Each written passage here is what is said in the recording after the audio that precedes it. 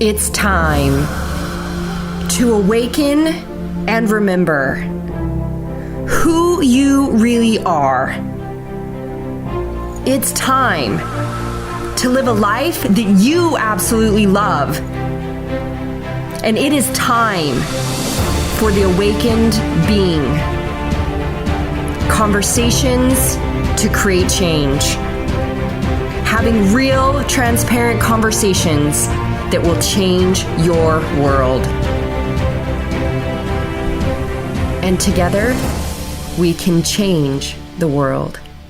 Hello, my beloveds. I am so excited to share this week's show with you called Loving the Virus to Create a New Earth, because that is our opportunity.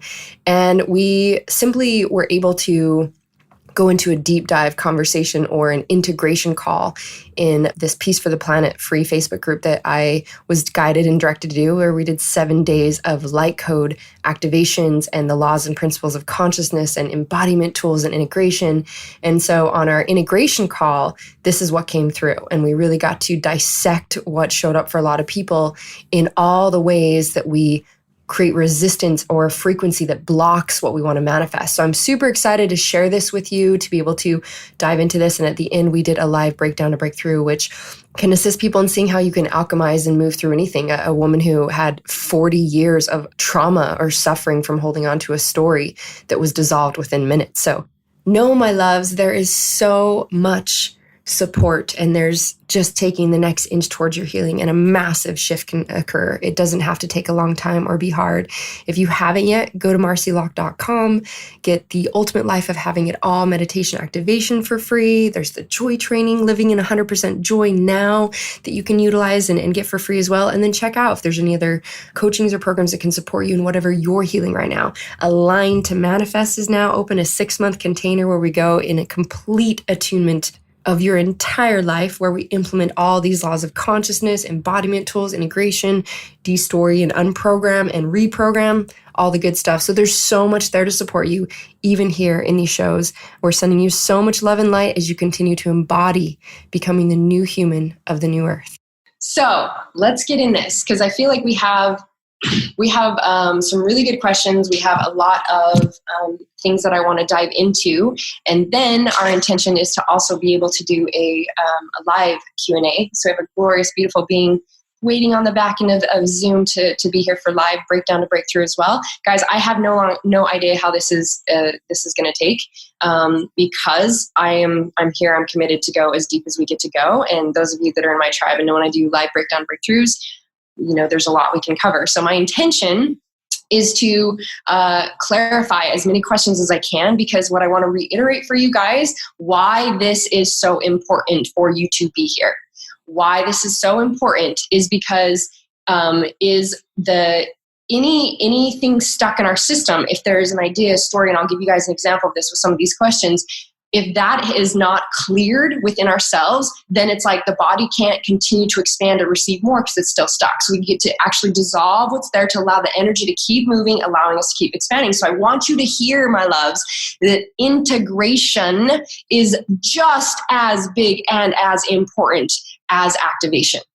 It's why when I do my retreats all over the world and doing sacred sacraments and things, I'm like, the prior to preparing, the after the integration, we do integration calls for months, because that is just as important as the experience. So that applies here too. So please, please, please continue to be a part of these calls. And if for any reason you have to jump off and you don't catch the whole thing, do your best to get through the whole thing before the next activation, because I really want to support with as many questions as possible. Okay, and also it's important to know, I've seen some comments, people asking like, when do I do the activations? My loves, 95% of the time, I don't know what the fuck is going to happen, okay? It is all a surrender experiment of allowing the greater good. So I would, if it, there's not like, hey, it's going to be this long yet. What I want you to know is every activation is different for every person.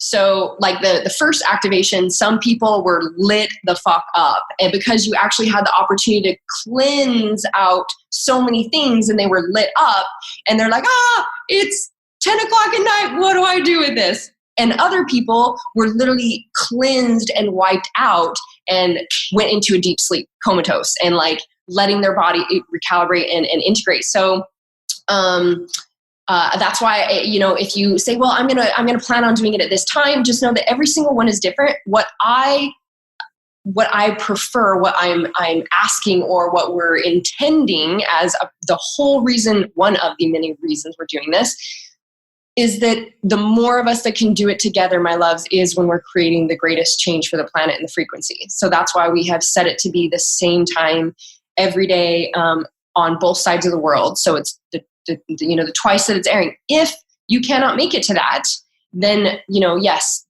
plan when you can do it and allow yourself. And so just know that with these things, the more that, as you guys have seen, how amazing and beautiful and very life-changing just them can be, then I would plan on giving yourself space around it. So I know tomorrow what I've been guided and directed that we'll be going into, you want at least, it's going to be an expansive experience. And so we want at least a 90-minute to 2-hour window. And then, I think it's still great as long as if at evening, what I suggest is that you do that relaxing breath that I showed you guys, and you can call in a safe, sacred portal of sleep, and that's probably like a whole subject I could go off on, but you can do some things to calm your system, to let that energy move, and ask and code in that as you're sleeping, you receive from the Syrians and putting you in an accelerated integration chamber to be able to fully integrate with ease and grace. And so that can be a great sleeping experience. And you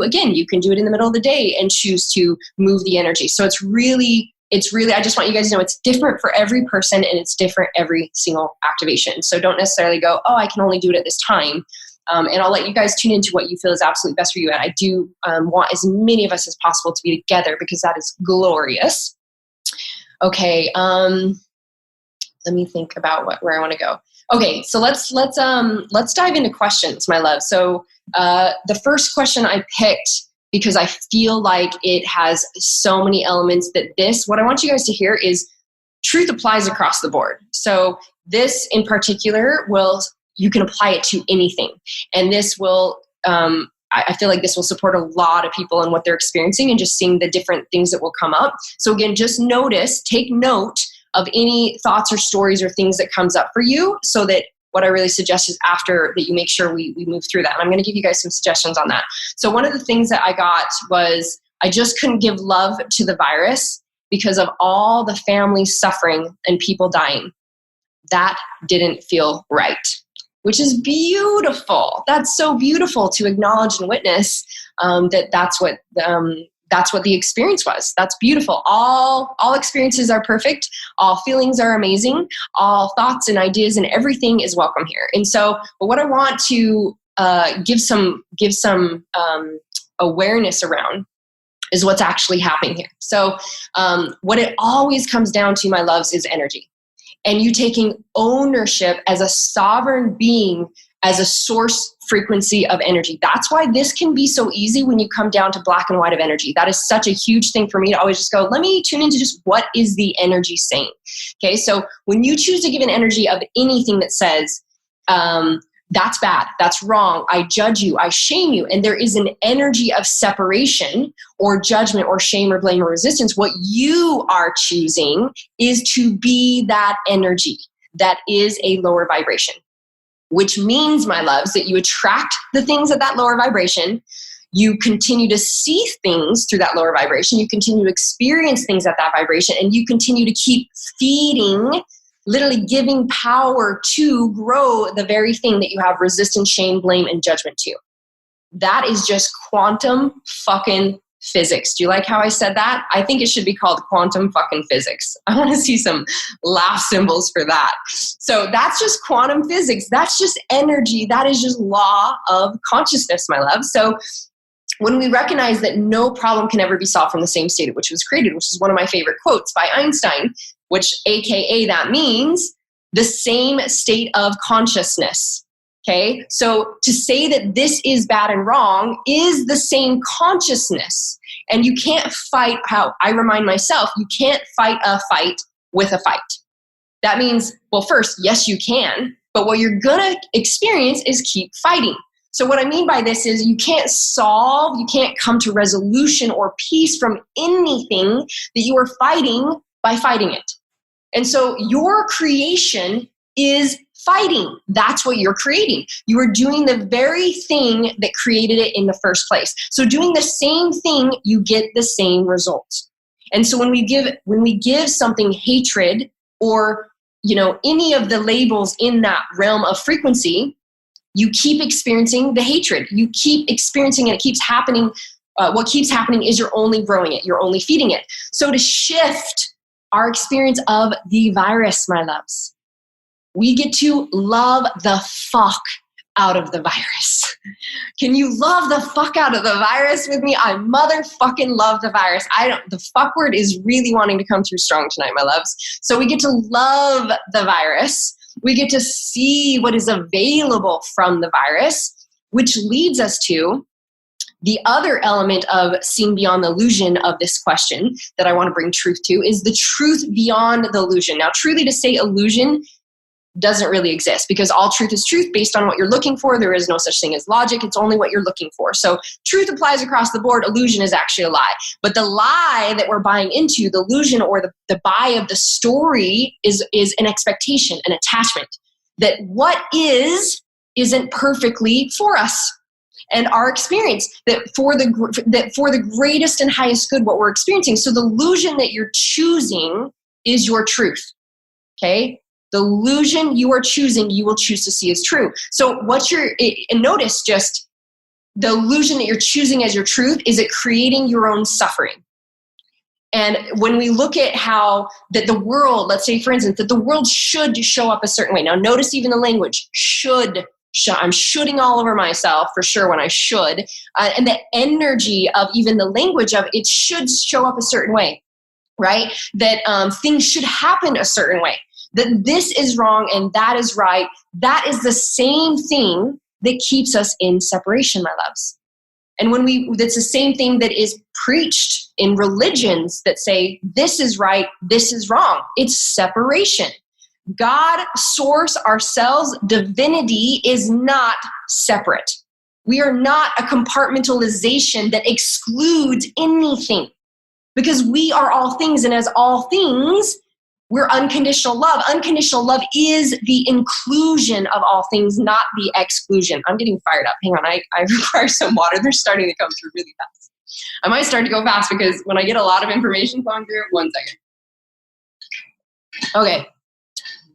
So yes, they're really on fire. They're like, unconditional love is all things. It is the inclusion of all things. There is nothing excluded in unconditional love. So if you guys want a little bit more awareness around this, I'm remembering there's the show I did on domestication, which is like conditional love versus unconditional love. You can always check that out. This is also why in day one, what I referred to is codependency, right? Like codependency, what happens is if we're saying, I require other things to show up a certain way for me to feel good, for me to be at peace, for me to be happy, for me to feel safe, for me to anything, I'm being codependent. And it's only a reflection. That's why when we point the finger out and we blame, we're just reflecting our own codependency that we need other things to make us feel good. We're not in our own sovereignty. And it's just reflecting what's inside us, whether it be we distrust the world or other people or anything like that. So it only reflects your own inner level of embodiment as an integrated soul. So to say I need things, again, for this way for me to be happy is a reflection of your codependency and the level of sovereignty as well as your own access through your heart intelligence. That means your ability, what you've mastered, to love it all. So let's look at a beautiful ascended master that's on my altar, one of my teachers that I work with every single day, Yeshua, also known as Lord Sananda. Another name would be Jesus. Jesus, did he love the haters and the lepers, or did he shame them? And did he say, okay, well, you don't like me, so I don't like you? A true ascended master, he reflected for us as one of the very many that have and are still on the planet at this time to support us. You know why they're here and why Jesus came and why we have these beautiful examples? To show us an example of our highest consciousness. And remembering the examples that through these behaviors that we can remember our way of being. Is it love or is it hate? Is it expansion or is it contraction? Is it unity or is it separation? You see how fucking easy it is when you just go, what's the energy saying that I'm giving? Okay. And it's really easy when we bring it back to energy, my loves, because the energy, what the energy and exactly what the energy is vibrating, you see it from the thoughts. So if it's like, I don't like that thing, is that inclusion or exclusion? Now I'll give you some framework around this, but it's like the thoughts you have, the actions you take. All you got to do is look at the energy of it. Am I creating separation or am I creating acceptance? Am I in unconditional acceptance of others and myself and all that's happening? Or am I in judgment, separation, blame, resistance, moving apart? So how can it, let's just dissect this a little bit more so that we can see beyond the illusions. And then your system can breathe into this and allow ourselves. And guys, you're going to apply this to everything, not just the virus. This is just a beautiful example. So let's look at how can it be good if people are suffering? If someone says, I just can't love the virus because I see people dying and I see them, the pain that's happening, that just doesn't feel right to me. I'm not going to give honor to that. Well, how can it be good if people are suffering is the question. So you think this is the interesting part. This is where we get more in the micro alignment, my loves, which is my fucking genius. And what I love to do is seeing the tiny little gaps that are what frequency is actually happening. This is why we go into the micro alignment. What we think we're doing is we're being a very heartfelt individual, and we can honor that your heart cares so much that you care about the people suffering. But what we're actually doing is we think we're supporting that by not loving it. And we can honor again that the idea that we want to come from is love. What we're really wanting is that we just want those people to not be in suffering. Yet when you only look at it, or look at that, I'll say, when you only look at that, people are suffering. There is nothing else here to be seen. That is like looking through a keyhole. Imagine yourself looking through a keyhole to try to see what's on the other side of the door that has what's available to you. And you're trying to get the whole fucking picture through the keyhole. You think you have the whole picture through the keyhole. That's like that. That's the example I'm getting right now. We can only see through the eyes of awareness as to the level of consciousness that we are experiencing. Okay, so and why an important part of this is the expansion of consciousness and integration and embodiment of it. That's why I want you to be listening to the trainings, doing the embodiment tools, tuning in for yourself continually, moving the energy, feeling what's inside, doing the things we taught about emotional alchemy. It's not just to be on the fucking activation, my loves. We're here to make a massive difference by becoming the embodiment of the new humans of the new earth. That is why this is all so important. It's the embodiment of it, which I'll share more with you on this, but it's this versus, like I said, just having one aspect. And this is why, my loves, so many people struggle with manifestation because they might master one aspect, but their whole system is saying something else. We get to come online as fully fucking integrated, embodied souls who are here in a higher vibration in all of how we operate. We don't become selective and go, well, I can accept this, but I can't accept that. I'll give love over here, but I won't be over there. That is exactly what we've been doing. So if we're stuck on, and this is why I wanted to address this, because we're stuck on, I can't love the virus. Then what happens, we go through an activation and we have this beautiful, amazing experience, except for the part where I can't love the virus because I don't really agree with that. Now what happens is we go back into our every single day experience and focus, and what's happening is you have the same focus and experience. You only keep the same shit of low level density coming in and remaining as your experience. The activation expands you and calls you forth to align to your world that has been opened up for you. It means open the fucking door instead of just looking through the keyhole. That's what's available. So that's why I want you to see that if there's something that you're feeling stuck inside, it's like, all right, let me dissect that and let's get curious about that. And again, you guys know the 5 steps is a great tool to help you walk through that. Those of you that don't know what those are, they're the Freedom Activators, the 5 steps tool is my greatest foundational tool. It's on my site and it's super ass cheap because we have the whole 50% off thing. That can support you if you guys need more clarity going deeper into this. And I'm going to try to dissect this as much as possible. But so let's look at another avenue that can allow us to see this. Because really, guys, my genius is seeing it's like having a resistance issue. And instead of we just go, well, here's this one piece. And so your soul's like, yeah, I get that, but it still doesn't really feel good. I'm like, let's lay up all the dominoes and let's fucking lay it all out. So you have insurmountable evidence of what's available. Okay, so let's look at what about the families that have come together from this experience. What about, I had people tell me like, oh, so good to see these families out biking together and at the park. And it's like, what about the families that have come together? What about the relationships that have been healed? What about so many individuals that have had the opportunity to have their gifts discovered? I had someone today messaging me that seemed like, this other thing that I worked for took all my time. Now I'm actually really getting to step forward and share what my heart has been calling me to do. How fucking dope is that? What about the infinite amounts of healing that every single individual has gone through and is going through at this time? How could we deny the existence of that? So you see, when we're only looking for what's wrong, we only see that as our what's available. What we get to do is open the door instead of look through the keyhole and be curious about infinite possibilities that exist. And so when we look at this, we say, who are we to say what is right for others? Have we ever questioned that? Our thought process says this is wrong or right, and and we judge someone else having an experience. Now, you might think it's not okay for someone to have abuse or pain or this thing, and that might be seen as something wrong that you feel is not, you don't want someone to experience or isn't right, or you've had those experiences. And what I want to remind us to tune into and notice is that every single leader that has ever given us anything on this planet for our greater good, bringing in their greatness to the world, created and discovered it as their purpose from the experiences that allowed them to find the message that was in the mess, the gift in the shit, the solution from the pain. As they got to notice in your experience, when something is not feeling good and you're dealing with something, you're then driven to go, I want to find solution. I want to create peace with this thing.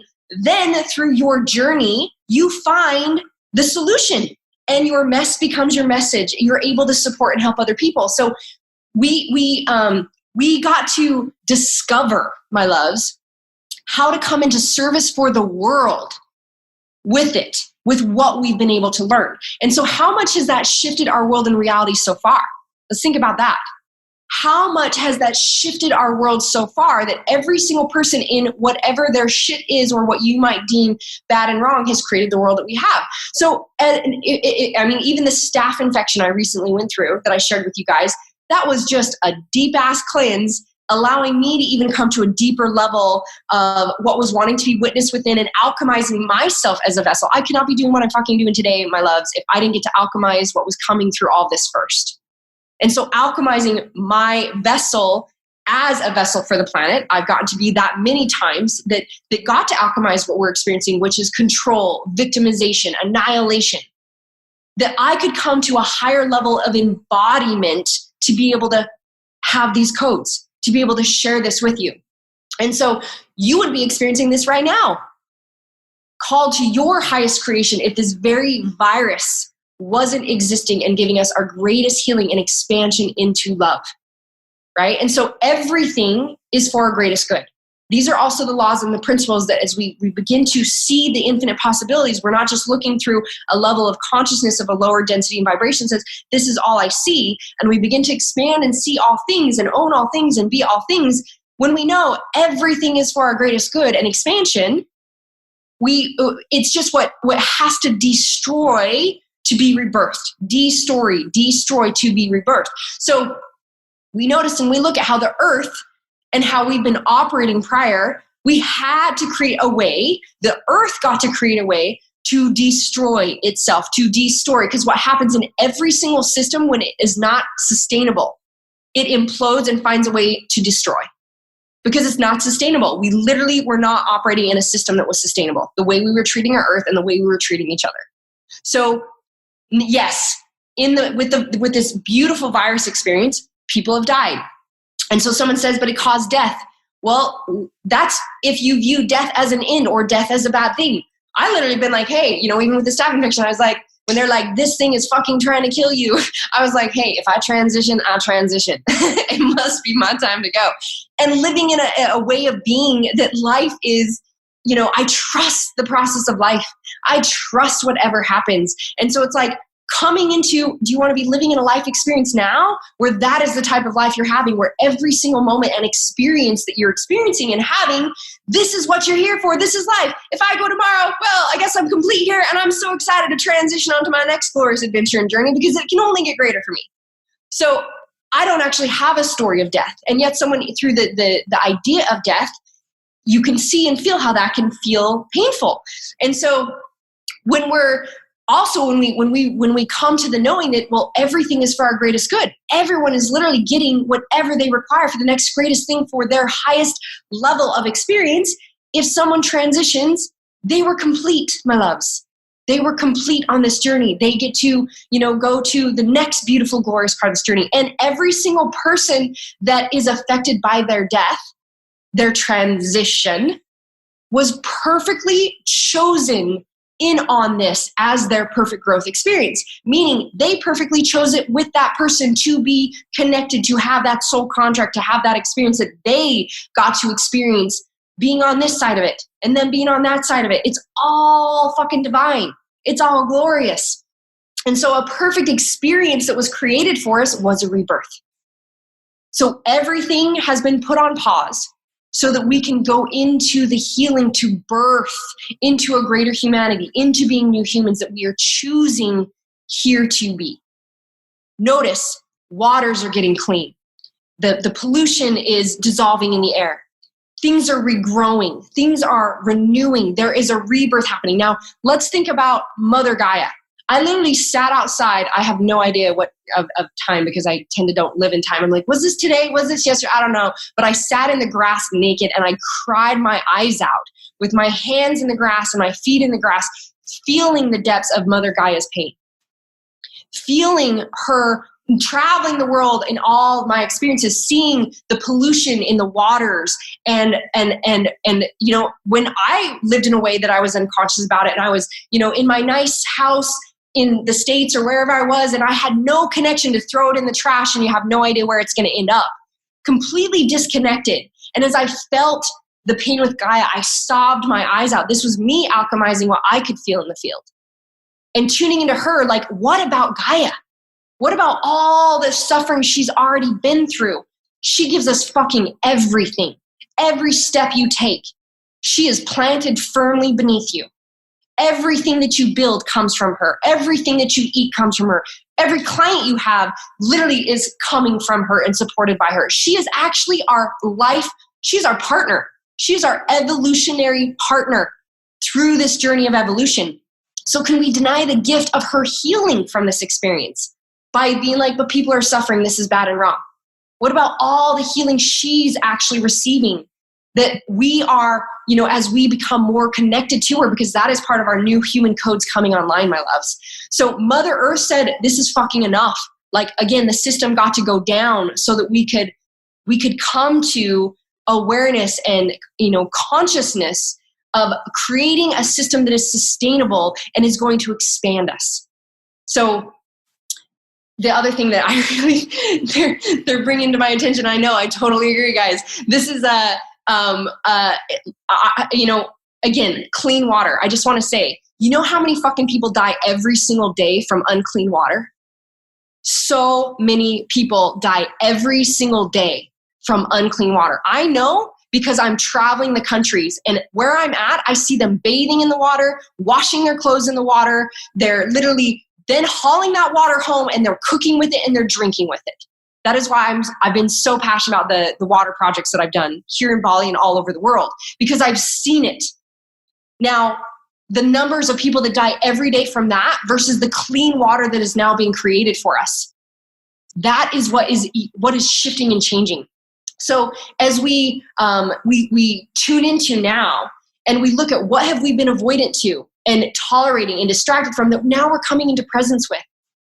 Now we're seeing, my loves, that we have a complete new opportunity. So when we're only, again, what I want to rephrase is when we only are willing to look at something through one way. This is the very structural masculine thinking as well of how we've been trained to operate, versus the infinite possibilities that is our expansiveness of our divine I am presence. So when we're only look at one thing, we're missing all the greater good that is happening. So when we are here, when we have this idea that, what's coming through is there's people that are feeling like this, this experience, this life is to suffer. And that can come from your programming. That's definitely how I was raised. But suffering is not our omnipresence. It is not us. So to believe that this experience isn't for us is to create separation from ourselves, from all that we are. We can only receive for our highest and greatest good, because we are not meant to be stagnant. That is why you can never, ever, ever make a mistake. You can never make a mistake. It is impossible, or I am possible, to make a mistake, because everything that you're experiencing is a reflection of your internal world. It's a reflection of your energy that is happening. So if I can't accept that and it's not good, if that's what you're experiencing in anything, now I want you to realize this is the same principles apply in everything, not just to what we're talking about in this question of the virus. I can't accept that. It's not good. That is your perfect mirror. How I have not been willing to accept all of me. I have not been willing to accept all parts of me. Where do I judge within myself that things are bad and wrong? Where do I block compassion? Again, is it love or is it separation? So what is the energy of that? And what we can remember that can support so many of us is you can't receive more if you're holding yourself in a box of what's limited. Your expanded self is emotionally free. The source consciousness that is the nothing is required for your peace. That is your source consciousness. As we talked about, you don't require anything for your peace, for your love, for your joy. When you are in emotional sovereignty as an embodied, integrated soul, there is nothing outside of you, and you are all things. So all things are accepted and loved.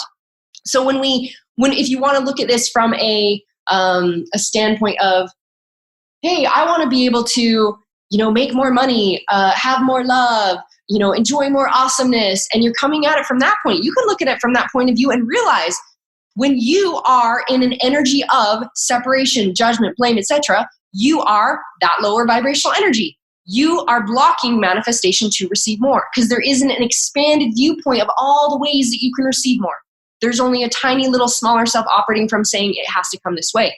So again, let's go back to the laws of energy and look for what is available. As we look back at our beautiful experiences in history that have also been a reflection for us of this. We look at 9/11, what happened there, and bringing the world together. We look at, the experience with Nelson Mandela. What did he turn his experience into that shifted the entire planet? Can we see how, again, the uniting of humanity, the cleansing of the earth, the deconstructing of our systems had to come about for our next evolution and our rebirth. So yes, everything within us that is not love is the mirror that's being revealed for us to receive. Whether that is blaming the government, feeling controlled, feeling victimized, seeing only the pain, seeing only one viewpoint, then we get to feel and see all of this. I do want you guys to recognize it's not, again, we're not disassociating from it. We're turning towards it. And we get to feel all of it. We get to see all of it. That's why, of course, thank you for allowing yourself within to see. I felt so not okay with loving the virus. It didn't feel right because these are my stories. That we can go, oh, let's look at these stories. Let's get curious if they're really, where did that come from? Is that really true? What about all these other things that show a different viewpoint of those stories, and those stories actually can be dissolved? So that we can expand, that you can, because as your sovereign emotional freedom self, integrated self, you can expand now into this next level that you can hold. Can I hold you in love and all of it in love? That's our only job, if you want to call it a job. It's that's our beautiful, glorious adventure. How about that? That feels fucking cool. So if we're going to expand, my loves, into all that we are, it's just reflecting, can I hold all of you in love, all of it in love, and all of myself in love? Can I give love to those individuals going through the pain? Can I send them love? And instead of putting a vibration on the experience that actually is not serving those people, it's actually to not see that they are in a highest light of divinity. So I'm going to break this down real quick because they're telling me this is important. When we judge another person for wherever they're at in their experience or whatever they're choosing to have as an experience, if we think we need to help them, or what we're actually seeing is we're not seeing as the highlight of divinity that they are. We're not seeing them out of their divine birthright. We're seeing them as some sort of thing that doesn't know what they're doing and must not be awakened. Guys, that is a disconnected level of consciousness, although it happens a lot in spiritualism. That's a word. That's what just came out. It's like, oh, I know the truth in the way. I must show you the truth in the way. You're living this way. You must not be right. Or you must not know the way. That's actually disassociated from, again, holding the field to know every single person is in their own divinity. They are in their perfect, glorious experience and evolution. So we can see here that they are, as we know, wow, I mean, I've traveled the world and seen some really intense things. When I was in India, guys, so many places, I get called to so many places that brings the fire and the cleansing. I'm always in these places in the world when shit's going down, things are happening, like big destructive things are happening. And I've always been told it's because I get to bring codes there and I get to cleanse the field and bring codes there.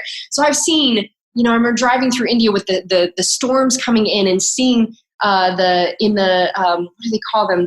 There's these places where literally people are living in just these tin sheets of metal put up, and how the water's just flooded out, and driving by and seeing children literally with the water up to their waist and their whole home that was just these tin sheets wiped out. And my heart went, I'm sending you so much love. I honor you for your journey. I honor you for your experience, and that this is what you chose for your greatest expansion. Because who am I to judge what is right for their journey? To say that's bad and wrong, that shouldn't be happening. Because guess what? That is their greatest part of their greatest experience that allows them to become the person they are choosing to be in this life experience now. That's how the leaders that are giving us so much, that's how each one of you are evolving, is through these experiences. So if I said, I shame that experience, I'm actually seeing them out of their light too. I'm seeing the divine in separation. I'm seeing myself in separation. So what we can do, my loves, with anything that you're applying this to, is we send, what way can you begin to send love and compassion? Where can you start if you see that you don't have love? So if you can see here from the story you're creating, whatever you're choosing, that's wrong, or anything, you are creating either your own liberation or your own suffering. If you sought out of, the greater good and all things that are in divine order and divine timing and everything is for our greatest experience, and you honor this being for being in their divine birthright, and you honor like what is actually here and available for us, and like what is here for us to reveal and heal and love and see and cleanse and clear and activate and be, well, it's like I'm only honoring the experience. So I can create my liberation from that, or I could go, oh, this is so terrible and bad and wrong, and I create my own suffering. So when we can give love to it, whatever you are applying this to, my loves, then we can say, thank you. Thank you. What you can practice, my loves, is one of the greatest embodiment tools, is you start to practice saying thank you to everything all the time. Thank you is a word that comes out of my mouth, I don't even know how many times a day. Constantly, I say thank you to everything. I say thank you to everything all the time. And so I'm always in an energy of appreciation. So when we aren't in appreciation, we are denying the abundance and the gift of everything right in front of us. But again, when we go, no, life has to look this way. I need this much in my bank account, etc., for me to be abundant. We're denying all the fucking abundance that we're breathing every single breath of air, that we have a roof over our heads, we have food to eat, that we have, the sun rising and setting every day, that we have grass growing, that we have fruit, that we have animals, that we have connection and people, and we have a beautiful journey and experience. It's like to deny everything. That's what we're doing when we're coming from not seeing all things in appreciation, because we're denying the abundance and the gift that is in front of us. And so we continue to only see and receive lack when we are choosing to give it a vibration of lack, that something is missing in this experience, that it is not whole. The experience is wholeness, just as you are wholeness. So why do you think people are challenged again to manifest? Is they're looking through lack. And instead of seeing all that is here for us, what we get to realize is where we can see the limitation, or we can become the sovereign creators. Because again, a sovereign creator knows, I fucking can create anything because I'm energy. I don't require someone or something outside of me to receive something, to give me my safety or give me my wholeness. Source is always able to receive. So no matter what's happening in the world, I know I'm supported. I know I can create. I know I'm divinely, effortlessly guided. I know everything's for my highest, greatest good. There is no lack here. There is only abundance. And so when we choose to ignore the glory that is available to us, we're operating from a small, limited perception and the smaller, scared self that is only able to see and receive a low vibration on the consciousness of that choice. Because we can only see things through the eyes of our own consciousness, okay? So what I want us to tune into, you can now hear from all of this. Again, we just did a domino effect of like, let's look at all the ways that this actually can be untrue for us now, and we can apply it to everything, and we can hear what is available and expand ourselves into this through all areas of our life. So can we see how this is perfect? This is our perfect training ground. And I'm not just talking about the virus and being in the space, though we are intentionally giving love to this and healing our planet with this. I'm talking about, this is why I always say, you are your purpose. Every single moment, your life experience, whatever is showing up in front of you, is the greatest gift you chose for yourself ahead of time. You were up there hanging out with your highest self and your guides and your oversouls and all the people like, all right, let's set out every interaction, everything that I'm going to create to be my highest, greatest experience. So whenever I get to breathe and lean into something and expand and open my chest and open my heart and be like, oh, okay, thank you. What is here for me to receive? I remind myself that this is the greatest gift I could have ever given myself. Whatever I have in front of me right now is the greatest gift for myself that I created, because it is here for my healing. So when we know that we look at the glory of this training ground we've been given right now to allow us to fully see the mirrors coming up of everything wanting to be revealed, all these beautiful things ready for healing right now. What we are triggered by, where we're out of trust with life and with ourselves as source, where we aren't in our full sovereignty, what we've tolerated or ignored, all of that by whatever we see. So everything outside is always a reflection of inside. And our sometimes we can validate, or we want to spiritually bypass by being like, no, that is a wrong thing. This is what's spiritual and true and right. But if that's what you're seeing, then there's obviously a reflection of something within to be healed. And so when we just take full radical responsibility, I've constantly practiced radical responsibility and radical acceptance of all things. You could even say radical compassion. That's been one of mine as well. Right? And so when we remember that whatever we are vibrating is what we're going to manifest.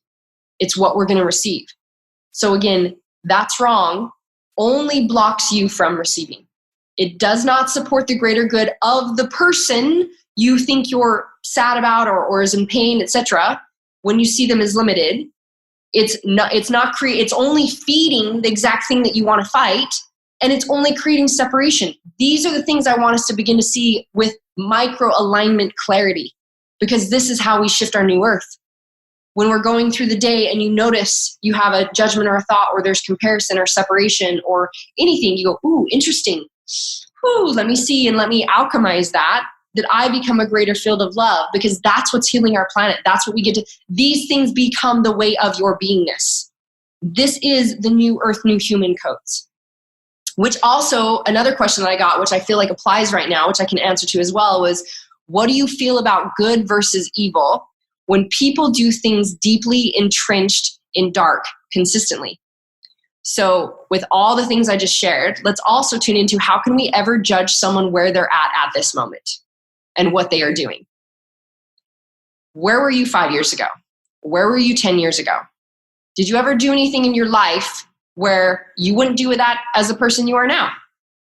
So how could we ever say that, again, is bad and wrong? That's evil. That person is wrong. They're this bad person, when we can also even see the perfect, beautiful experiences. I love using Trump as an example because I know he triggers the fuck out of everybody.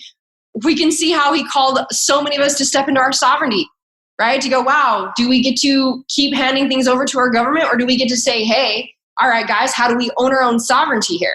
How do we create our own way of being? So even those beings chose this perfect experience as that perfect soul contract for the planet. And it's all a glorious gift.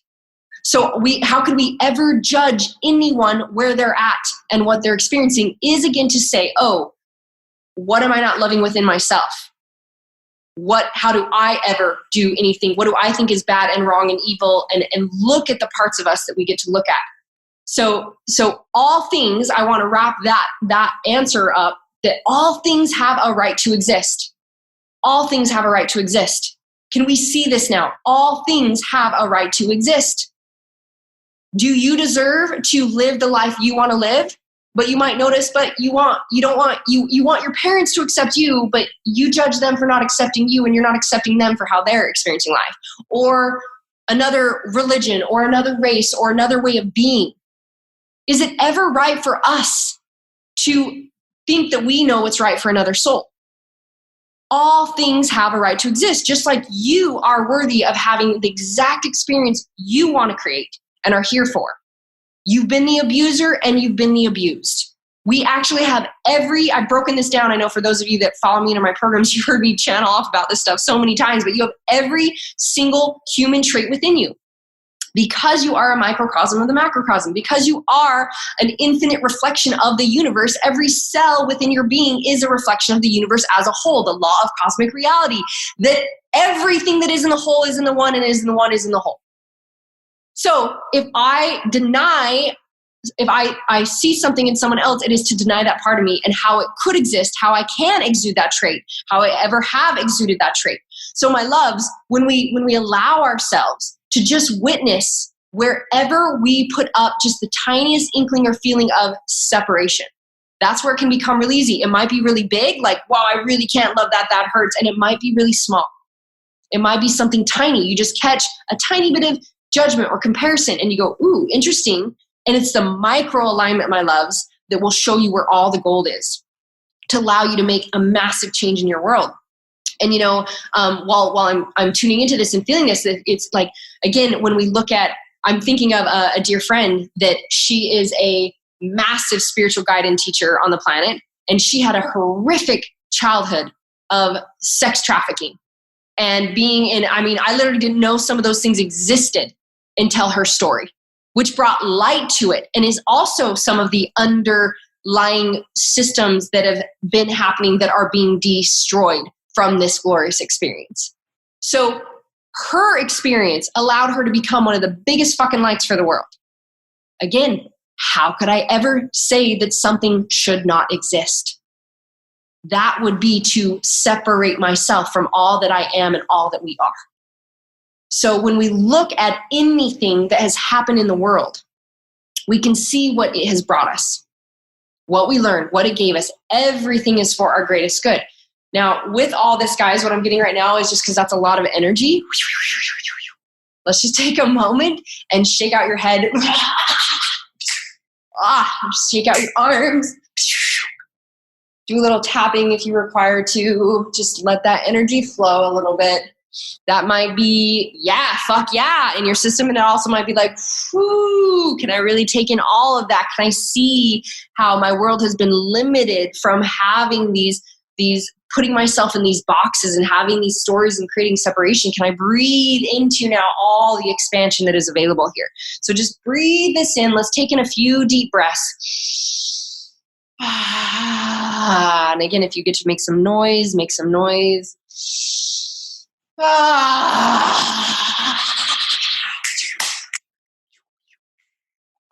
You guys would really enjoy watching me on video, I'm sure, for this. Let's do another one. Just let your body sway and move if you require it. If you're sitting, if you're laying, wherever you're listening, just even breathe and let some of that energy move. And I just want you guys to close your eyes for a moment and just take in and receive.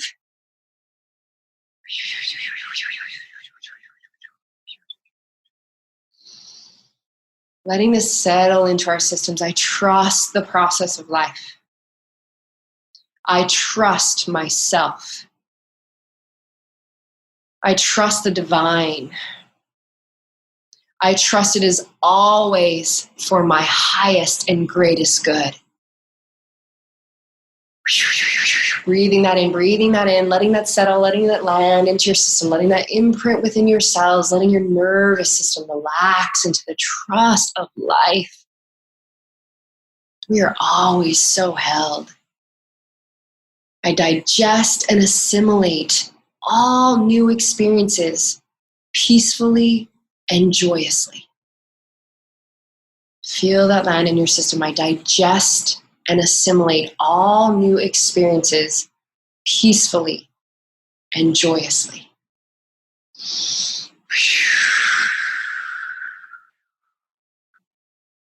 As I release the past, the new and the fresh, the rebirth, the vital enter into my life, I allow life to flow through me. I allow life to flow through me. Feel that land in your system. Receiving the safety of everything, receiving the support of everything. I freely and I easily now release the old. I joyously release that I joyously receive. Feel that in your system as you notice, just feel that Karuna Compassion waterfall. Kuan Yin coming in and flushing your system with a Karuna Compassion of unconditional compassion for yourself, for all beings, for all things, for all experiences. Feel that flush of the waterfall just washing it away. That easy. As we let go, as we joyfully release, that we can joyfully receive. Feeling Archangel Michael and Saint Germain coming in with the ultraviolet flame, cleansing and flushing out the energy with the ultraviolet flame on the hour, every hour. You can call on us every minute if you require. We just ask that our systems, for whatever stuck Shakti or energy is in the system, allowing support to be able to be leaned and to be able to be breathed, to be able to be expanded through our system, to be able to be dissolved, to be able to be transmuted back to the divine, to surrender to its highest and greatest source of light, or return to the source it came from. And we also surrender to Gaia as compost for the planet now. Yes, thank you, thank you, thank you. Thank you. As we witness these beautiful thoughts and ideas and stories and perceptions, expectations, attachments, programs, patterns from this or parallel lifetimes existing in this experience, to be able to be transmuted now. Thank you that we can witness them and we can now receive them. We can accept them, we can embrace them, we can allow them to be our greatest tool and guidance forth to heal even more parts of us, to be expanded into even more love as an embodied, integrated soul. I love and approve of myself. I am safe. I am in perfect balance with life. I move forward in life with ease. It is with flexibility and ease. I now see all sides of life. I now see all perceptions and infinite possibilities that exist. And I move forward with ease and grace in joy at every stage. I choose now to allow all of my experiences to be joyous and loving. I remember that I am important. They are important. We are important. We are all one. We all matter. And I now care for myself and nourish myself fully, that I am so fulfilled. I exude and shine that frequency to fulfill the space in between, to create the vibration of unconditional love for all. That every single being that comes into my space feels the frequency of divine unconditional love, acceptance, light, compassion, and wholeness. I now allow others to be who they are. We are all safe. We are all free. And I am at peace just where I am now. Breathing that in, taking a deep breath.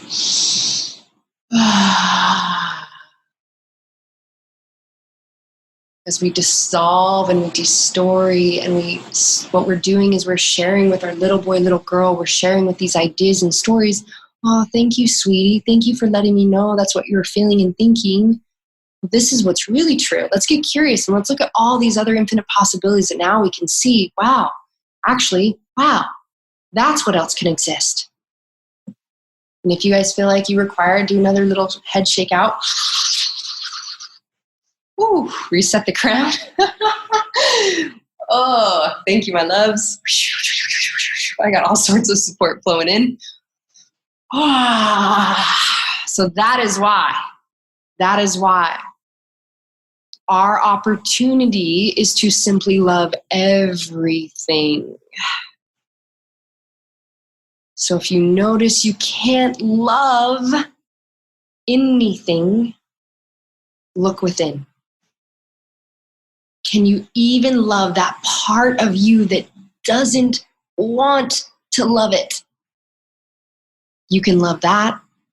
You can love that part of you that feels so hurt or angry, or that just doesn't feel good. Can I just give that part love? Can I give that thought, idea, story love? Can you even love? Well, let me put it this way. Where can you start? What can I love here? So if it's like, but people are suffering, well, what can I love here? Can I look towards the earth healing? Can I look towards the families coming together and being healed? Can I look towards the healing that's happening for each individual? Can I look towards the gifts that are coming online? Can I look towards how everyone is becoming more compassionate because they can resonate with every single being across the planet in the same experience? What can I begin to love about this? And that's where, my loves, you can apply the micro alignment. You can apply the next inch. I love to say, inch by inch, life is a cinch. Yard by yard, it's hard. So when we just look at this moment, what's the thought I'm having? Is it the energy of expansion and love, or is it creating my own suffering? What's the words that I'm using? What's the feelings in my body?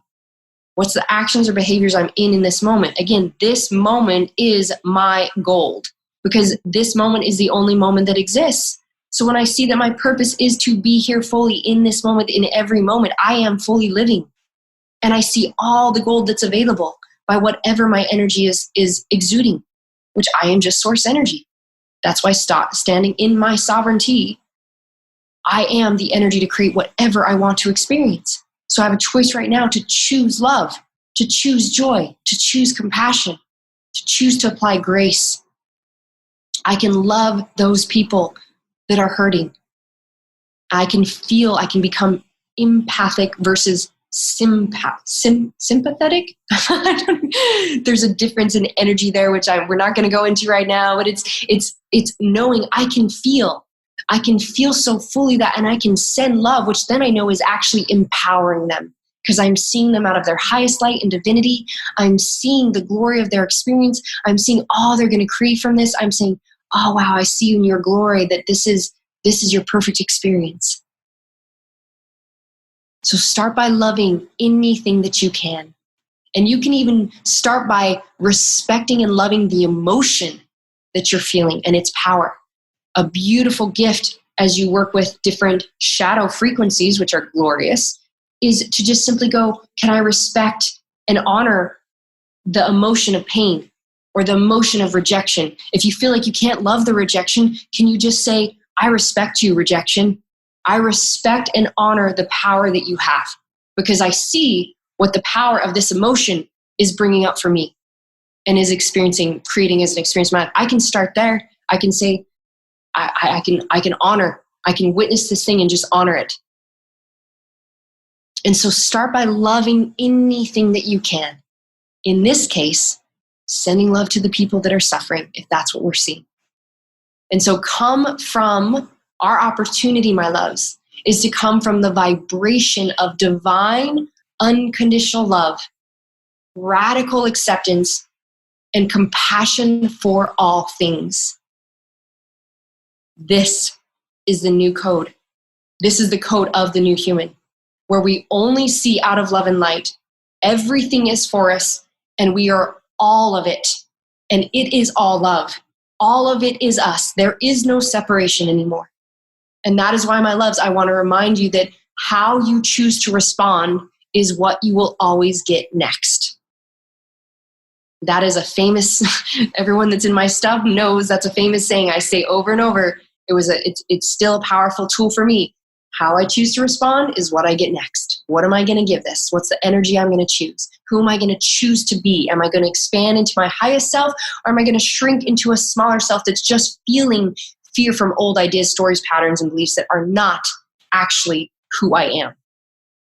And this also, I want to share with you guys that this is also the next layer of you receiving the new human new earth codes, which is wholeness codes, oneness codes. It is to dissolve all separation. And I'll just share with you guys my experience recently in how this has come online. Again, all the things I've gotten to embody and experience to allow me to step into a greater expansion of holding these codes and being these codes. One of the ways this has happened for me, and many of you will start to notice, I'll get into this a little bit because this is actually pertaining to some of the next questions, is you'll start to notice an ability to feel things so much more intensely. Especially if you are already an empath. You're already tapped in. So how this has even shown up for me recently, I shared just recently on an interview this whole story, and I won't share it now because of our time frame. I had one of the most glorious experiences of my entire life, and I live a really fucking epic life, and I've traveled the whole fucking world in the greatest, deepest immersions and adventures and experiences, and working with the most amazing masters and teachers, and you name it. And I had one of the most beautiful experiences of my life the other day with a grasshopper.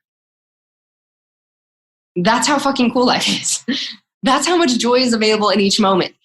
And since that experience, I actually did my own medicine journey day to recalibrate after all of this that was coming through and all these activations coming through and all this I was being expanded into.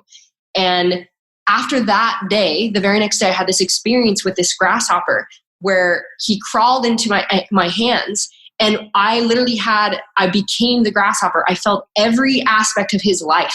And we had an entire telepathic conversation. And he danced for me, and I sat and we gazed into each other's eyes. He was literally inches away from my face, had the most beautiful, big, translucent eyes. And I literally had an entire experience with this grasshopper. And since that, I had a bird come up to me, jump on my lap, and crawl up and just sit in my hand for 5 minutes. I have a picture of this bird sitting in my hand for 5 minutes. I had, this happened like 2 days ago, my loves. I'm driving on my scooter. And if any of you guys have ever been in Bali or third world countries where there's geckos or lizards, they do not want to come close to you. Believe me, I've tried to pet a lot of them. And they run and they don't even get an inkling close to you. I'm driving on my scooter down the back road to my beautiful sacred sanctuary, and a 5-6 inch gecko leaps onto my leg as I'm driving and crawls up on my lap. And I had a little bit of a freak out, but I did not. I was safe. I kept myself safe. And I realized, whoa, I still had a feeling of separation. Like, oh my gosh, this thing is on me. And then today a butterfly landed on me and just sat on my hand for 5 minutes at least.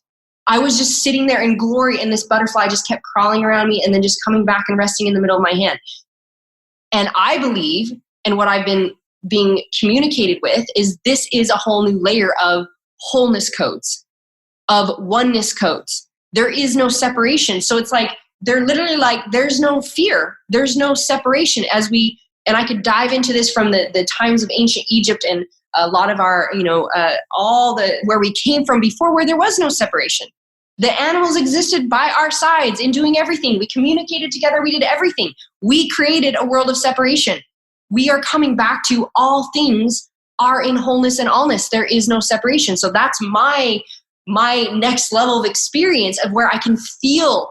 And this is probably why I was sitting in Pachamama either yesterday or today. I don't even remember again because I don't exist in time. Crying my eyes out is because I'm also feeling all of you at a whole new level. Holding this field has also been a very big expansion process for me. Channeling almost constantly the new activations coming in and the things coming in, and it like expanding my system. Like I said, 2 hours before the call, I was wiped out, toasted, and could barely sit up. And I got to move the energy and call forth the support and integrate and saying, thank you, thank you, thank you, as I'm expanding into another greater ability. And I was sitting in the grass crying for Pachamama, and I could feel that I got to alchemize for the planet and what was in my field at a whole nother level. So we all have the ability now to see and witness what healing is available for us, and what a lot of us will start to notice. So one of the questions is like, why do these things come up?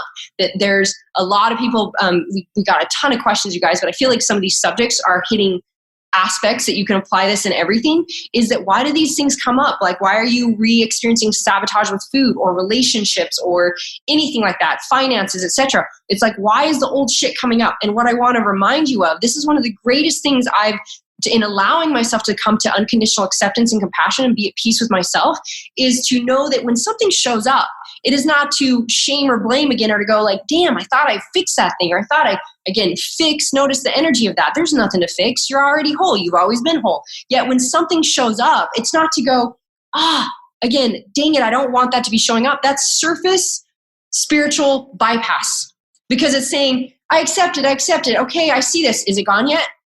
Instead of, so when something pops up that is something that you think you've cleansed in the past or shifted or thought you had moved past, I always see these beautiful red flags as they're just a symbol of your core wounds.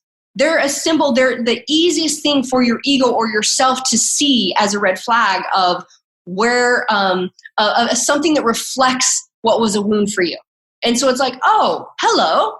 Thank you. I must be allowing another layer to be revealed and wanting to be healed. Because some things have come up for me in this process, guys. Believe me, wanting to be, what it really hit me yesterday when I want to be on live, and we all wiped out the internet and the things that showed up. I was like, I noticed how I had attachments of I wanted it to be a certain way and I wanted support in a certain way. And I was like, wow, that was beautiful for me to witness my level of mastery. And so all of it is gorgeous for us to just see. And what I want you to hear, that right now what we do know is, because you are not meant to be stagnant. So just know, if something shows up in your field, it is not to say that you've gone backwards. You can never go backwards. I want to remind you, you are a vibrational being. You can only continue to expand, because every single fucking day, my loves, you are wiser. You are more empowered. You are more in love. You are more knowing.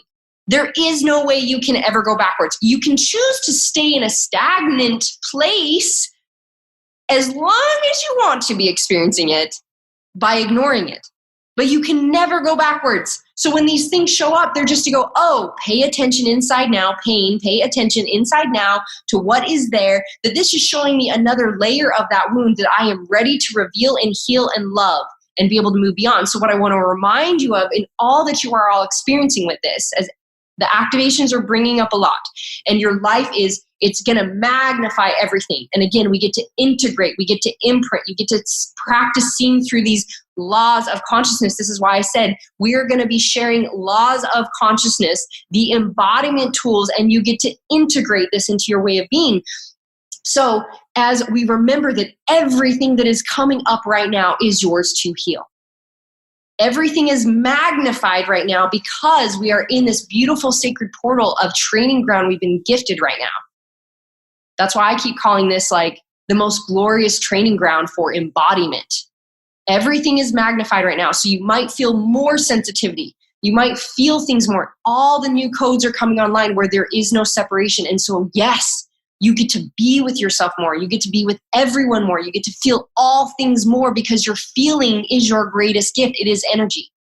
So just know this portal, and especially with what you guys are going through now, is more of a highly energetic, sensitive space. That's why I said you're going to want to give yourself time and space to love on yourself, to integrate, allowing more of your ability to be with more frequency, to be with more energy, to have more capacity, even as you're confronted with more things in the space at what's coming in at an accelerated pace. And guys, we ask for this. This is our greatest gift. We ask for all the support to like bring this in and let's fucking do this, motherfucker. And let's allow ourselves to step into that new earth now. So we've been given a very specific environment and training ground that allows us to truly go within. So I'll just suggest again, because one question I got, I'll hit right now is, how do I know if there's heavy energy to look at? Like someone had said that they felt burning in their heart. And so I want to reiterate some direction. And, I might get to, I wonder if I can explain this to you guys without being on video. Zane, my love, can you come support me? Let me see if I can do this. Actually, maybe I can stop the share. I think I can figure this out. I got this. I am so tech savvy. Let's see if that worked. I see you guys again. Look, I have crazy hair now because I did all the shaking and all the things. I love it. I have third world country, fro hair anyways. It's all perfect. I figured it out. We might get to support when I go back because I want to make sure our line is stable. So I'm not going to be back on video very long, my loves. I just want to be able to allow you to see me to do this because this I think will support. So someone had said, how do I know if this is heavy energy? What I would suggest and recommend, my loves, is whenever you're feeling anything, because again, like burning in your heart could be cleansing it out and being able to fuck ripping open to more love. And it could also be pain and something that wants attention. And so the opportunity you have is just to always become present and ask to go within, to tune in and be like, what am I feeling? Is there anything here I get to heal? Again, the 5 steps will walk you through this, and there's a lot of guidance there if you require more. So notice when we feel anything, again, just adding that breath. This is like kind of the pre-thing, is just coming to add some breath. Can I add some movement to this? And then go into, and I actually made a playlist for you guys to take you through the alchemy process. So Zane actually has that. I'll ask Zane to pop that in the comments and we'll make sure we share that after. I made you a fucking playlist. Look how technical I am now. So I made a playlist called P4P Alchemy, just because originally I was like not knowing what was going to happen live and how can I take and, can I share music? Can I allow you to go through this experience? And so this you can, I actually have some music on the front where you can use it as breath. So go into even if it's deeper inhales and deeper exhale, again, imagining that light and life force energy coming through you in a circular fashion, right? That can be the breath. It could be the breath that I taught you where it's like the inhale and the slow relaxation breath. It could be the longevity breath. It could just be fast circular breaths. Just start to begin to allow yourself to have some breath. I'm just talking about the alchemy process. What I'm not talking about necessarily here is going into processing through it. Okay, because that can go, that's why I said 5 steps will really support you there. But as you just ask yourself and as you feel into that, and it's like, okay, so let me feel this. Is this some anger that gets to move? Is it sadness? And as you do that, what you're going to then do is go into the de-story, right? As we de-storied, as we brought forth those questions already that we looked at, what we did is we brought new evidence. So we allowed through curiosity, like, oh, that's interesting. Let's tune into that. Like, what else could be possible? How could I create that? What else is available? And we de-story and we allow ourselves to be like, actually what I'm remembering, that it is safe to be seen, that I do trust the process of life, and we begin to move. And so this cool playlist that I made for you guys, there'll be some songs that are the same, and that's just because they're meant to be like a certain process. So if you are like, I'm done with that part, but I think it goes from like breathing to like kind of feeling into your system, then to, you know, into like more high vibrational, like if you feel angry or you just want to start to move or you want to shake it out, this is where then as you have destoried and gotten clear with yourself, like, all right, let me move this energy. Let me do the shakeouts, which I do several times a day. I fucking am a shakeout queen. You can dance, you can tap, you can bounce, you can find all these ways to play. And what I want to show you is even in that experience, if I'm like tuning into my heart, and it's like, notice guys, I'll notice for myself where the energy, anytime I'm feeling energy, and if I crunch or I contract it all, there's like other animals I keep tapping on. See, animals are trying to come in and be with me. Literally, they've just been like courting to me. So if I notice I do this, and then I catch it and I'm like, am I opening to expand? So that might be tap out your heart. I pull my heart apart. Like, how much more can I receive? How much more joy can I receive? How much greater can I get? Can I breathe it in? And I actually, so you catch all these little things that would be, let me cut off the energy. Let me come down. Let me contract it. Wait, so people that have been in my retreats and experiences know as I do, you know, rape or do certain things with them, and I'm calling them to open, and they'll feel themselves want to do this. I'm like, open, open, open. And we just retrain ourselves to open up to the energy. So you can just start to practice opening as you tap, as you bounce. You're like, okay, how can I, again, allow more life force in, allow more breath in, open up myself to allow this to move. And then it might be that you end up like dancing it out and rocking it out. And then what you can do, my loves, is then you can sit, and at the end it goes really peaceful. You can sit and you can envision the new earth. This is where, you know, again, gratitude. I say thank you through the entire process. Thank you that I'm witnessing this. Thank you that I'm feeling this. Thank you, thank you, thank you, thank you. Assist me in alchemizing this. And as I then, you know, whether it be in any way, if I did my own rape ceremony, etc., I might be, you know, if I'm spitting in the grass, I'm like, thank you, Gaia, for receiving this compost for the planet. And I'm saying thank you.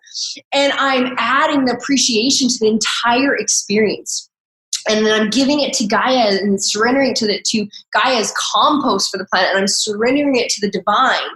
And what this is actually doing is your energy circulating. Again, as we open our neural pathways, we open our levels of consciousness. Energy circuiting and gridding the energy is something, obviously, that I teach and that we're doing here in certain ways already, bringing this in.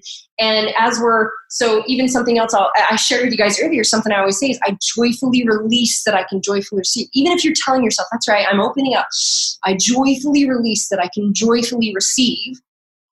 And I'm then going into an envisioning of I'm energy gridding, which is something I teach. It's like gridding and pre-paving the pathway. I can energetically grid. Okay, now I'm taking all this and see, this is the alchemy that I turn it into. I see the joy of me experiencing this. I see if it was an experience that was a resistance in relationships, you see the beauty of the relationship and all it's taught you and the connection and all things that are available. And you literally you grid and create a new pathway ahead of you. And what you can do, guys, I think I wanted to turn on video so I could show you this. You can actually take your hands in a mudra, okay? And so the mudra in your crotch and your root is, yes, thank you, I accept, I receive, and then back to your third eye, I see. And you can do that mudra, and then I'll just sit and beaming this consciousness through this mudra and through my third eye that I create, and I grid the field of what I'm choosing to experience as well as what I'm creating. And so you can grid the whole new earth. You can alchemize and see the thing that you are transmuting. If it was fear of being safe, then it's like, now I'm seeing myself in absolute safety, trusting the universe, trusting the divine. I am safe. I see infinite possibilities, and I am source creation. And you see and you grid it out.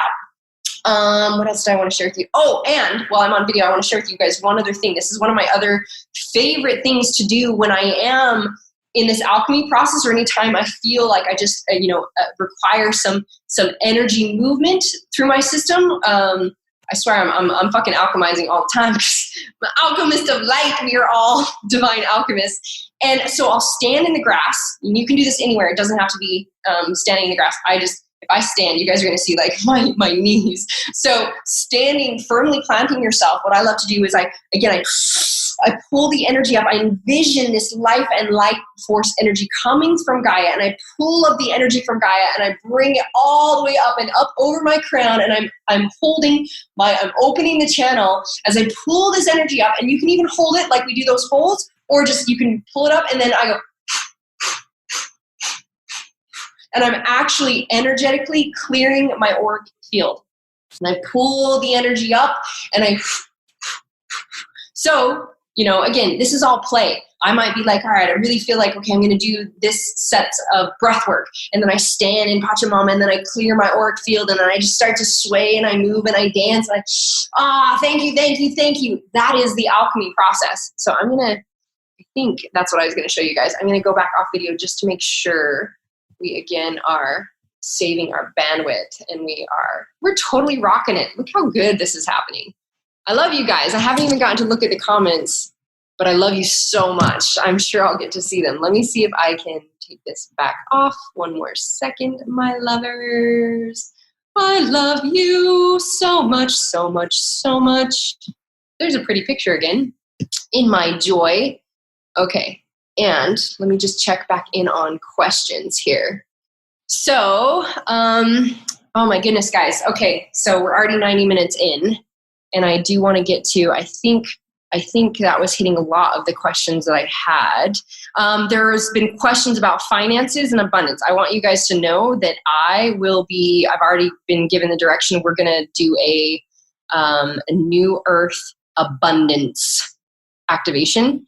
And I'm going to be diving into the laws and the principles, meaning the behaviors, the ways of being of New Earth abundance before that activation. So that might be a little bit of a longer one. I'm going to teach those so that you can be de-storied first and have the openness and the awareness to then receive the codes of the New Earth abundance. So we will do scarcity, lack, abundance, finances, etc.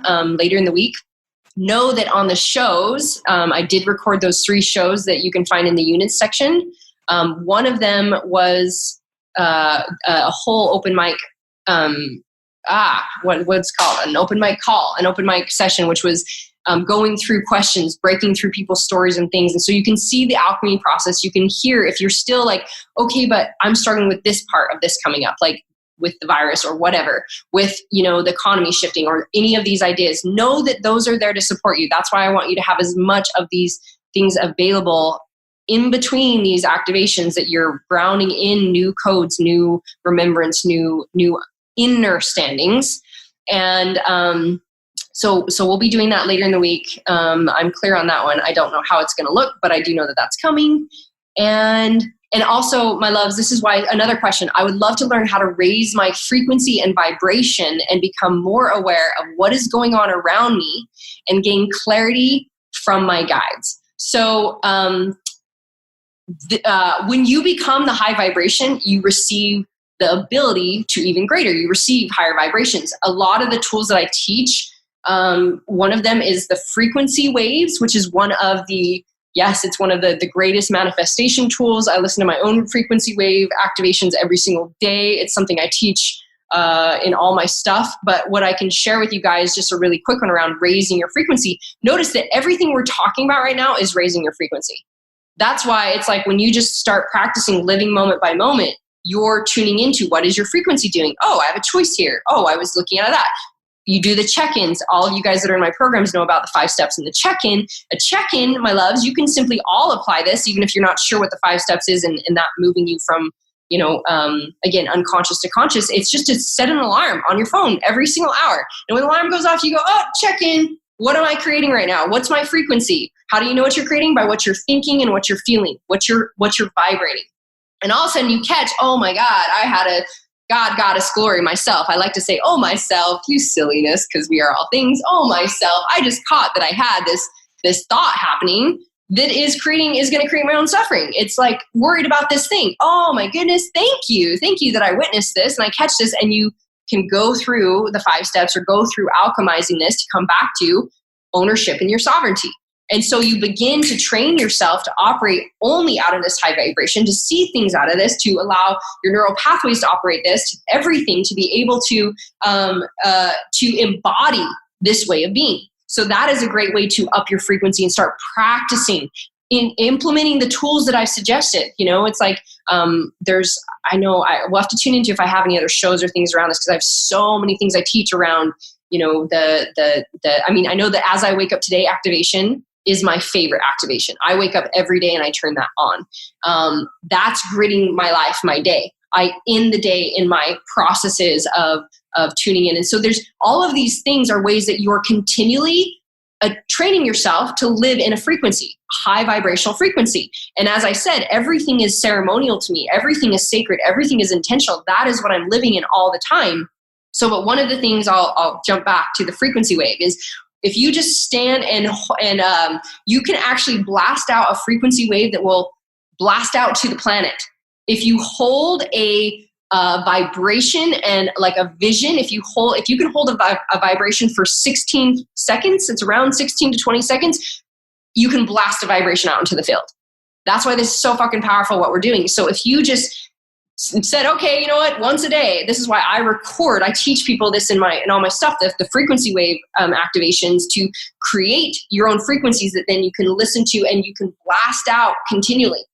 And so you can just hold an image, a vision, and in every way hold the vibration of that and that image, and hold that. That is a frequency wave that will blast out. That's why it's so powerful for all of us to also continue to envision the new earth. But all these tools, like a ton of the tools, are in the joy training of embodiment, right? Like the ways that you can come into joy now. So all of these things are practicing operating from a higher level of frequency, which is to be the new human. You operate from the highest frequency of divine unconditional love in all things. So definitely utilize all the other things that we're giving you guys. I feel like that will really support in the frequency thing. And also that's why in like Align to Manifest, that we'll be going into every aspect of alignment. So that's also going to be very helpful there. So again, let me see what else we got questions-wise, if I've gotten through.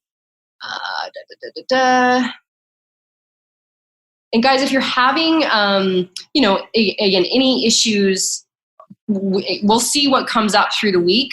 Because like I said, I know we're going to do abundance, but there's also a lot of support in all these other things that we have if you're wanting more support in those ways. Again, there's so many things. There's so many shows, everything else. So that's why I love hearing your guys' questions, that we can really be like lead and guide you to the places to be the most supported. But I think, guys, with our time frame, because we've already gone an hour and 40 minutes, I think we're going to bring on Sammy Love, who is going to do a live. We're going to do a live Q&A. And so, Cammie, my love, are you on there? Are you able to bring Sammy on? And I might get see if we can get her on video here so we can experience her glory. Let me see. Or are we just doing... Let's see. Hello. Hi, Sammy Love. Hello. Beautiful. That was amazing.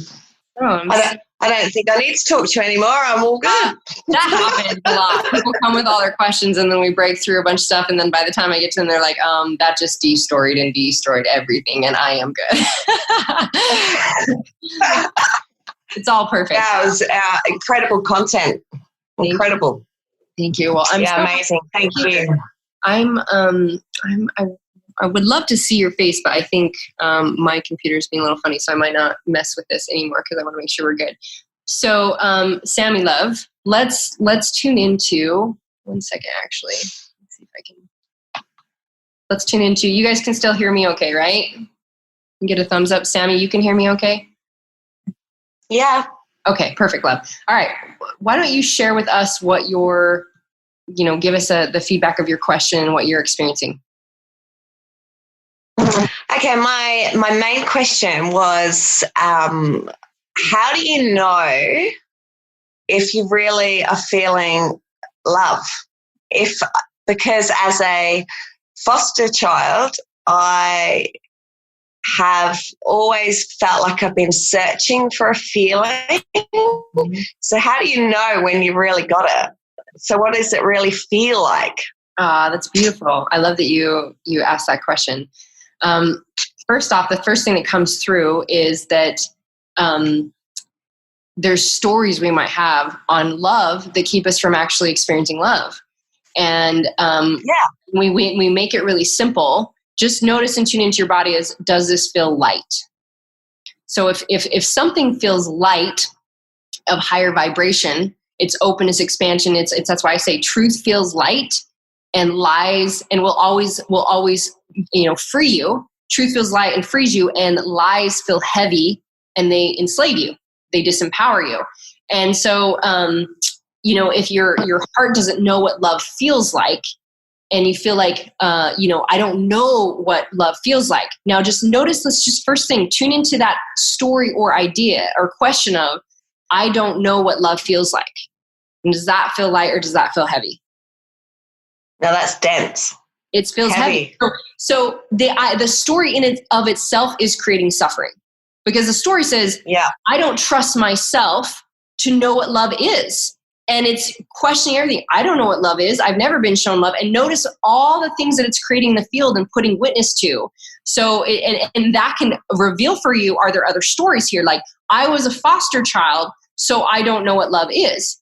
Now, if you just tune in and you go, okay, my heart doesn't know what love feels like. Is that really true? No.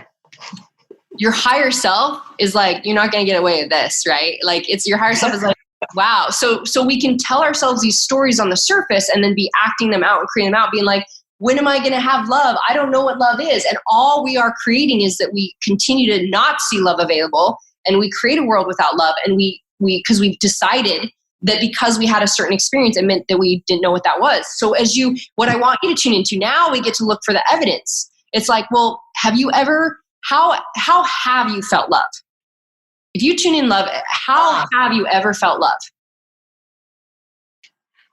Seeing my granddaughter being born. Beautiful. Amazing. You felt marrying love my husband.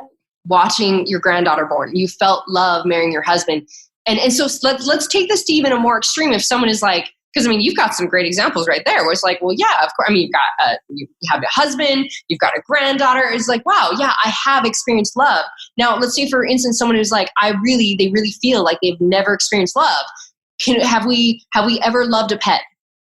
Have we ever had any form of love? And that's where we can go, wait, actually, I can see that love does exist. And I can find evidence of it. This is the other thing, is to notice, can we look for evidence of love? Can we start to see that it exists? So if someone says, well, I've never had this kind of a relationship, so you don't have a reference point for it. And a lot of times what we're experiencing in our reality is just what we've had reference points for. And so we haven't had a reference point for anything else. So again, there's a reference point obviously in your system that says, I was a foster kid, so I never experienced love. Now, obviously that's calling you forth to alchemize and to go back and go, ooh, let me look at my experience as a foster child, and what did I get from that? What did that teach me? What did it allow me to experience? Even if you've experienced, you said let's see, in your question, you said you searched for 40 years for your parents. Can I share all this? Is this okay for me to just read what you had here, or just read? Yeah, of course. It's I only knew how to create a life of pain, abuse, separation, rape, and poverty, and all, you even said all the wonderful lower vibrational life. That's beautiful. Great job on adding some fun language in there. That's awesome. So you always knew that another world existed, you're saying, because you could see, like Princess Diana, I think you used Mother Teresa, yet your world you only knew was pain, abuse, separation, rape, poverty, being a foster child, right? So notice, if you think about being a foster child, and you've decided that meant you weren't loved, you didn't experience love, and that was there's an energy of not approving, not accepting that, not honoring it, right? That's the life I had and it gave me this. So if there's a feeling of heaviness around that, again, that is something for you to get to alchemize and look at and go, wow, like, what did I learn from that experience? As going through that experience, having a life, the greatest, most beautiful hearts are the ones who have experienced the depths of all the feelings, my love. So if we can now see that I got to have that experience, I believe that I called in a lot to experience in this lifetime because I wanted to be who I am today, to be able to hold a field of no judgment, only unconditional love and acceptance for all people I'll experience. I didn't have no judgment about anything. I don't give a fuck what you've done and where you came from and what you're experiencing or what you're even doing now, because I see it as all fucking divine. So you could see that I went through all of that so I could feel the depths of what it feels like to not be experiencing love or to have pain or abuse or separation, all these things, to allow me to then be a greater experience of love for others and for myself. Now, how does looking at your experience of being a foster child and having the experience you did, how does it feel in your system when you see it out of a new frequency? It feels really bright, very bright. And that is me. That is totally me. That's exactly the gift I believe all foster kids and adoptees have. It's the diamond of no judgment. I don't give a fuck what you've been through. I love you. I'm here for you unconditionally. Boom. That's beautiful, love.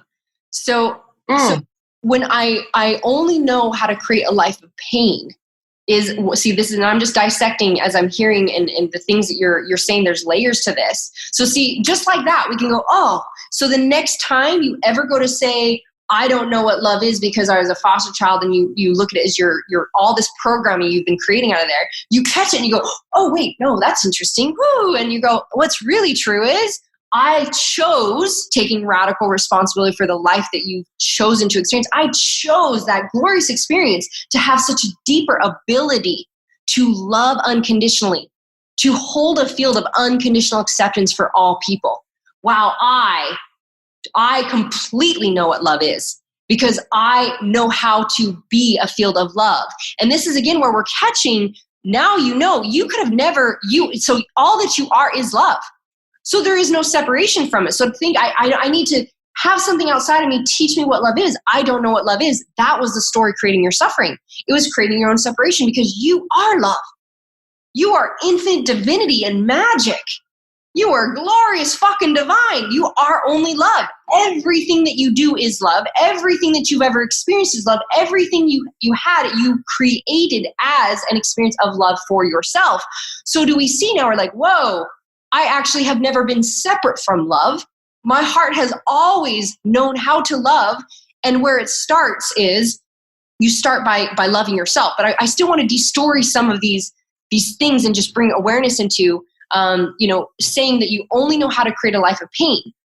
That's not who you are. Again, just like we looked at who you are as love, it's just what you learned. And it's also just what you chose perfectly to be experiencing at this time.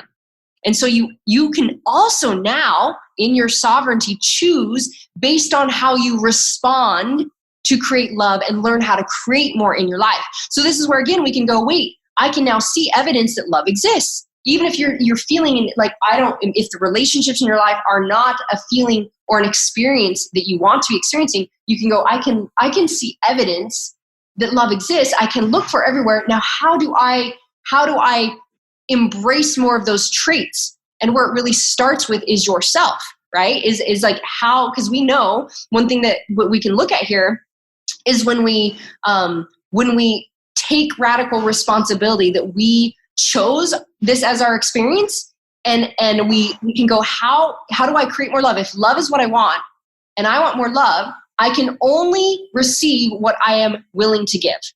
So how do you start to give it to yourself? And if you stop right now and Sammy, just love on yourself. Let's do it. Let's do a little hug session. Love, everybody join in. Just love. I don't know how many times a day I just rub myself. It feels so good. I can give myself, I don't require someone to be here to go, let me touch you. It feels so good when I just give myself love. I can hug myself. I can love myself. Now, the more I'm willing to actually appreciate myself, whether it be I love on myself in the shower going, wow, I'm so glorious. As I love on myself by going, how do I give myself the right nourishment to support my system? As I love on myself by going, how do I light candles for me? Because it just feels good and it creates a beautiful environment. You see how I'm actually expanding my world of love. and what love feels like, to feel good, to feel light. And the more I'm practicing love and I'm creating that frequency of love, and the more I'm looking for and the more I'm giving it. So I start giving it to myself and I go, okay, well, if I want to experience more love and I'm even curious, what does love really feel like? How big can love feel? How much can I experience love? How many people right now can I just send out love to? If you guys listen to me in that somewhere, I swear in the trainings I gave you guys, Sammy, you might know this, where I talked about the manifestation tool. It was like the video in preparation, whereas in front of my altar, now I'm remembering perfectly. Thank you, angels. It was where I said the greatest manifestation tool ever is just to blast out a frequency of love to someone else, to see them and go, wow, I see you in your highest light. I bless you that your heart receives your greatest desires. Can you feel love when you do that? So we see that actually love is available everywhere and all around you. And you now, if you're aware, what I want is I want to experience more love. We let go of the story that you don't know what it looks like or feels like, or that anything from your past has anything to do with your ability to experience love. And now we focus, remember, we're sovereign creators and alchemists that focus our intent and our energy on what we want to create, which means you're now going to focus on, how do I expand my world into more love? Love feels so good. Love is safe. And this is where you're going to see the things that will want to come up that have maybe been blocking love. If love doesn't feel safe, if love doesn't, anything that comes up. And as you catch it, that micro alignment, it's like, oh, so like you just caught, oh, actually, I do know how to create love. Because I bet you know how to love your grandfather, right? Yeah, absolutely. What's coming up? Love a lot, a huge amount.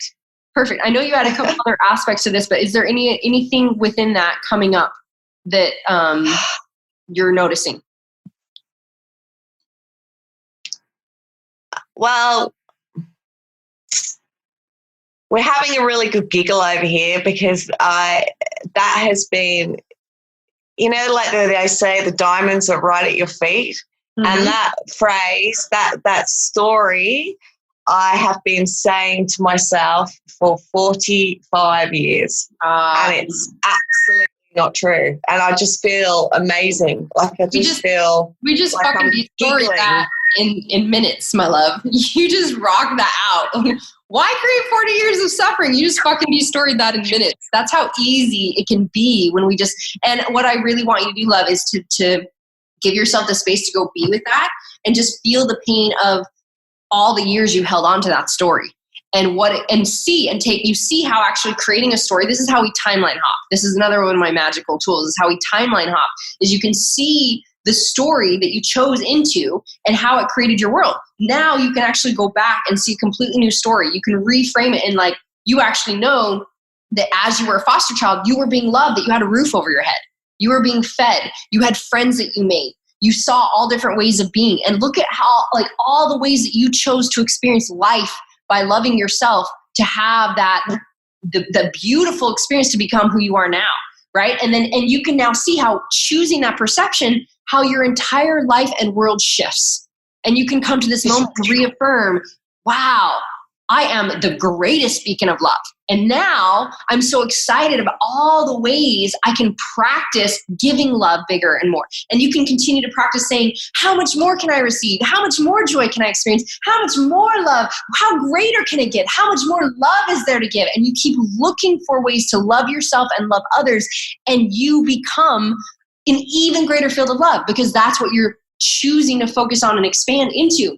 So I definitely want you to give yourself space just to really be with anything else that the little girl might be like, but what about this? Because the story can have lots of layers. And when we notice, it's like, okay, so I can see that. And then there might be another story that pops up around an experience being a foster child that meant that you weren't loved or that wasn't good. And as you then alchemize that, it's like, oh, that's what's really true.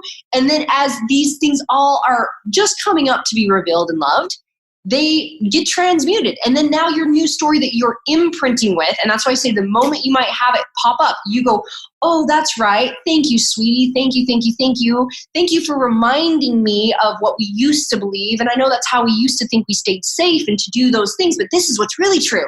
This is what we know now, is that we actually always had love around us and available. And we are the greatest thing of love. And this is how we receive more love.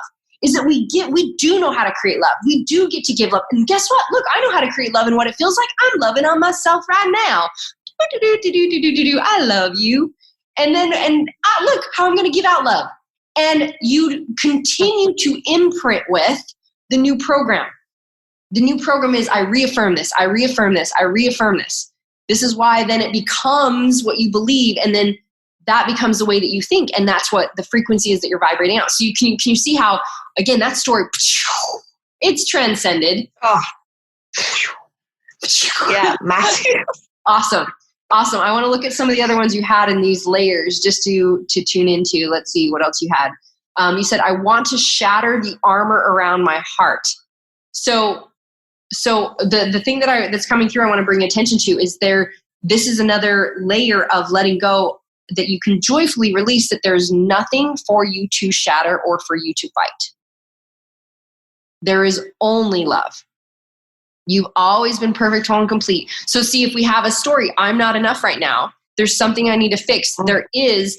And now notice again how we've self-declared. You said that you've been playing out and living and believing that story for 40 fucking years. Now, the other story connected to that is, I have an armor around my heart. Now, what you can even envision is seeing that cracked open and the light coming through and knowing, oh, actually, again, you are the example of how to love, and how much you can receive and how much you give to yourself is how much you can give out. And so as you talk to your little girl and your little child inside, that's all they're really asking for is your healing. But you are the only one that can give yourself permission to receive your healing. It's not, well, when I find and meet my parents, or when, this person apologizes, when I finally have this. Now, let's all notice how this is the exact opposite of manifestation. And it is the exact thing we've been taught and programmed to operate from, which is when I have that thing, then I will do those things, then I will be happy. So when I have love and I experience doing these things of love, then the armor around my heart will shatter and I'll be love and I'll receive love. It's opposite. You get to be the frequency of love, and you get to do the things that love does to experience more love. And that's how simple it can be. And you are in the one that can give yourself permission to that. So what I want to bring to your attention is, you give yourself permission to receive your own healing. That can be like going into your little girl and saying, what do you require? What does she require? If you go back to being a foster child and where some of these imprintings happened, what were the beliefs and the stories and all the things that happened? What does she actually require, want to hear to know that she's safe or that she is loved? And you can communicate that with her and give her those now. You yourself now, as the little girl inside you, is running your life, because literally your pre-7-year-old is the one that's in charge. And so guys, unless you're willing to create the connection and healing relationship with your inner child, that's the person in charge. You get to communicate with her and be like, all right, sweetie. So as you tune in, it's like you're giving her permission. Like, what are you really seeking?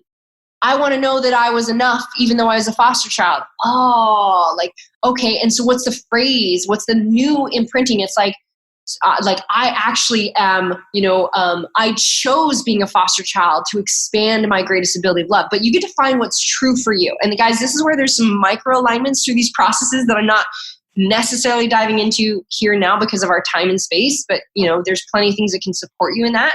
But as you find one, Sammy, what I want you to do is I want you to find one that feels true for you. Because if you're like, love is easy, and that still doesn't feel true, it's like, well, wait, but for 40 years, I've been saying that I'm not love and I don't even know what it is. I want you to, the next inch might be like, I experience more love every day. Can you believe that to be true? Yeah. Yeah, that fits. That fits. That feels good. Good. Definitely. And perfect. And if it feels good and it's light, then you can believe it in your system. If it feels heavy and is like, then there's some stories to alchemize around it, or there's to go, well, what would feel true? If now you're like, all right, so it might pop up, you're like, nuh-uh, you don't know what love is.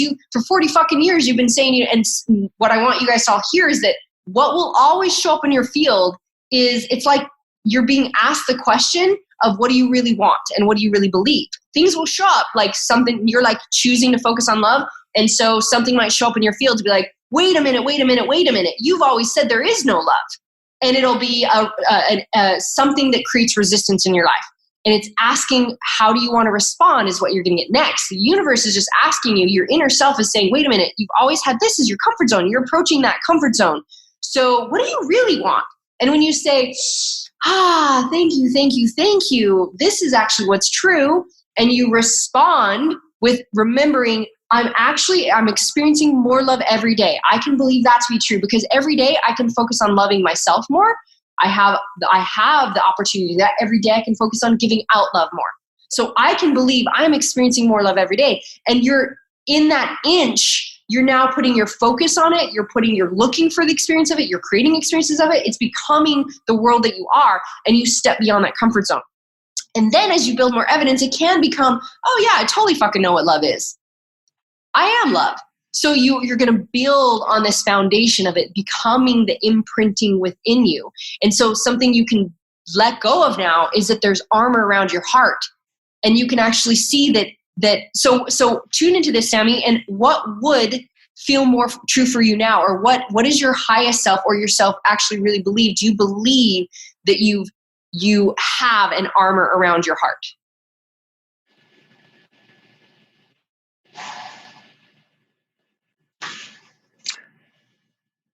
I feel that I'm receiving love every day more and more, and my heart feels bigger and alive and free more and more every day. Every day, my heart is expanding and exploding, and I'm feeling fucking good right now. Wow, that's awesome. Great. So does that feel true in your system? That you're feeling light as you say that? My heart is expanded. I can experience more love every day. Is that feeling true for you? Yeah, my heart can definitely feel light, like as in a light, like a light. Not as in light, as in heavy, like lighter, brighter. Good. So now, love, the opportunity for you to integrate this into your life. Because this isn't just like a woo-woo moment, okay? Like, we're not just like, it's not like Marci's on with me and she just told me fucking love does exist. I am love. There is no such thing as an arm around my heart. And I'm like, yeah, I believe. That's why I want you to, I don't do the rah bullshit surface stuff. We go deep and we go imprinting into integration, okay? So as you tune into it, you're like, yeah, I can believe that. I feel that. What will show up for you as you move forward is the stories that you've been programming around you to create that to be your reality. And now you get, again, practice. Like anytime you think your heart is guarded, you literally go, oh, thank you. And you get soft and you tender and you just see it melt away. And you remember, no, my heart is light. And you choose to remember this new reference point in this moment that it's going to grow and expand, this new story for you that's going to serve you. And then what you're going to do is you're going to move with ease and grace. So it's like, how can this be fun and easy that I can experience more love? That's how you're going to start creating the behaviors that align to that as a part of your life. Because we're not just saying a bunch of things here and then, well, shit, I go to my everyday life and it doesn't look like there's love anywhere. I'm telling you, you get to align your life to these new beliefs, okay? So the other one that you had was, I can't do this alone. So something I want you to de-story and look at, and we all get to look at here, which I'm so grateful for the levels and the layers that we all get to see by sharing. So thank you for being vulnerable and asking and coming on and sharing all this. I can't do this alone. So what I want you to tune into is the story that we can just start to see what this reflects. Not trusting the self, right? I don't have power within my own being. I need something outside of me. I can't do this alone. And also what I want you to hear is the truth is that you are not alone, that you actually can never be alone. You have never been alone because you are connected to all things. So it's like, it's funny that the story to create our suffering, I'm laughing now and I'm thinking of my own experiences where when I first left on my global citizen journey And one of the human stories that came up for me was like seeing all these beautiful places all over the world. And then all of a sudden I was like, oh, I'm alone. I don't have anyone to share this with. And I was like, I caught it and was like, interesting. And the journey for me started as the journey of my aloneness, because I got to heal and alchemize all these connections to being alone meant I was going to be abused, abandoned, I was going to be lost, I was going to die. All of these deep epigenetic imprinting in my DNA from my family lines and cells and multi-generational programs, as well as healing myself as we're talking about the new earth codes, which is I am in wholeness with myself, with all of me. So my journey from aloneness turned into the journey with myself. So my love, you're not alone because you're with you. You're fucking glorious. You're with all of you, and being with yourself fully, holding yourself greater than you could ever see. Again, needing someone else outside of you to not make you feel alone or is the reflection of what we're feeling on the inside. Notice that this is just the calling forth for you to go, actually, how can I feel complete and whole in myself? So as we come to, peace is my highest priority. Can I be at peace being fully with myself, with all my emotions, all my experiences? And as I alchemize this is funny to me now. See, this is how we shift the stories. That's why I kind of giggled when I'm like, oh yeah, I remember when I was experiencing, and I see how I was creating suffering. It's like, oh, I had the story that I needed some other person with me for it to be validated, that I was seeing these glorious things all over the world, that it somehow would have magnified my experience to have another person with me, because these ideas we get told of like, oh, I need to have this partner or this person with me to experience seeing these things to then feel whole and complete. And I laugh now, and I was like, I caught myself and I was like, oh, I'm so grateful. I am worthy of seeing this thing. I am worthy of being here and seeing this experience and I'm worthy of traveling the world and seeing these glorious things. Wow, this is so beautiful and divine. I didn't actually need someone outside me to be with me to validate that it was beautiful and divine. So a story can be the aloneness, that you're not enough in your aloneness. And we could just see the core wound that's actually reflecting there, which is I'm not. So just tune in if this root core wound is there, is that I'm not enough.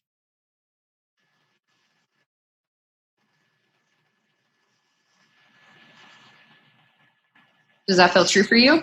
Have you felt that as a part of your experience of I'm not enough? Yes. Yeah. My eyes are welling up. The heart's going. Aw, I wish I could have you on video and see you. It's even, I feel like I can serve you even more when I can see your beautiful energy and your experience. But I'm grateful for your emotion and for feeling that. So these things coming out are just revealing the layers, the wounds that is like, I'm not enough. I'm not enough. And so I don't trust myself that I can do this. I don't trust myself that I can heal. I need something to save me. I need someone outside of me. All of those things are stories, my love, that are not true. You are never alone because you are in interdependence with the universe and the divine. I am always held by the universe and the divine. That's why I know I trust the process of life. That's why I trust every experience. I trust myself. I trust the divine. I trust everything is for my highest good. So this is something, again, is now we, just like today, everyone got to de-story and look at all of the ways that we see things. And we go, oh, so now I can practice remembering, oh, that's right. Everything is for me. So I trust the process of life. That's right. Everything I'm experiencing, I chose as my greatest gift for myself. So I trust myself. That's right. I can tune into energy and go, which direction, what thing has more energy in it? Does this feel light or does this feel heavy? So I can begin to trust myself that I am sovereign, that I can only know what's the best thing for me. I create my own safety because I can trust, I can feel into every environment, and I choose my experience. I choose where I go. I choose the energy. I choose everything. So actually, wow, I am whole and complete. I'm actually the only one that can do this for me. So you can start to build the trust within yourself, as well as the story that you're ever alone. You're fully held by all of life. One of my mantras that I say every day and has been mine for a while is, and this came through me when I really chose to fucking serve humanity. It was like, I joyfully serve the divine and humanity. I joyfully, because I am not here to suffer or sacrifice. That is a story. I joyfully serve the divine and humanity, while the universe and divine move ahead of me and take care of all the details, that I am held in a constant state of bliss, receiving all I desire and require. And I literally see myself like being held like a baby, like just hanging out, like I'm relaxed, like I'm chillaxing in a chair, being held by these arms and universe of the divine as I'm just floating, and they're moving ahead of me and creating all the details and getting everything organized for me, that I get to float in bliss and ease and grace, fully supported by the divine. And so you're never alone. You're never alone. You're always with you, and you're always with all of life. Now, just tune into your system and notice what you're feeling, or if anything, what's come up there.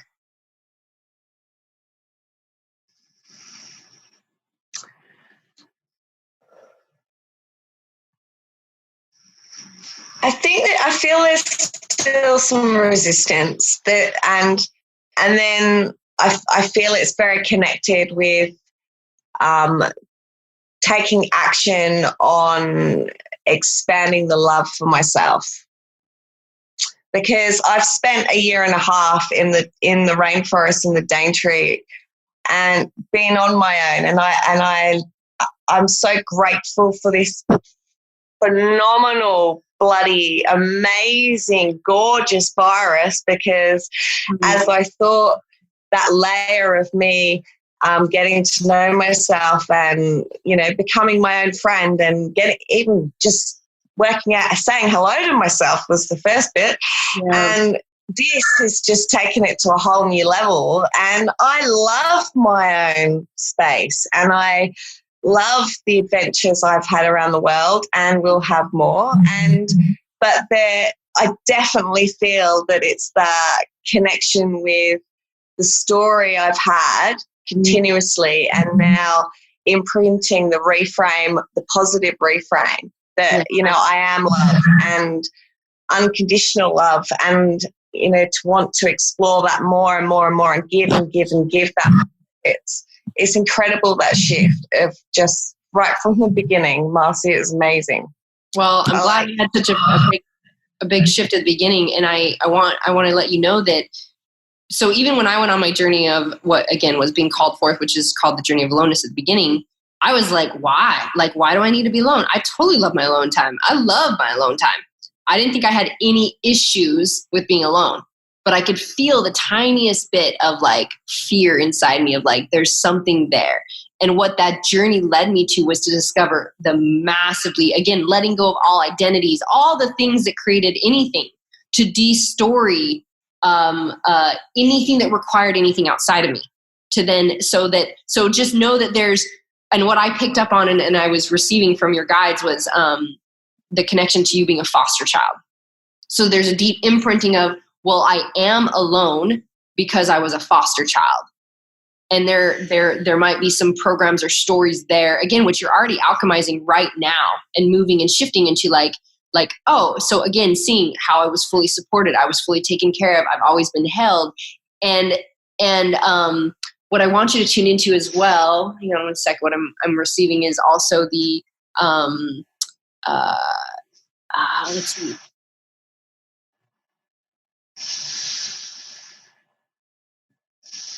So you said you feel you feel safe to be on your own. You feel that you love your alone, but your story and experience was, I can't do it alone. So there's something there around you, again, building the trust of yourself.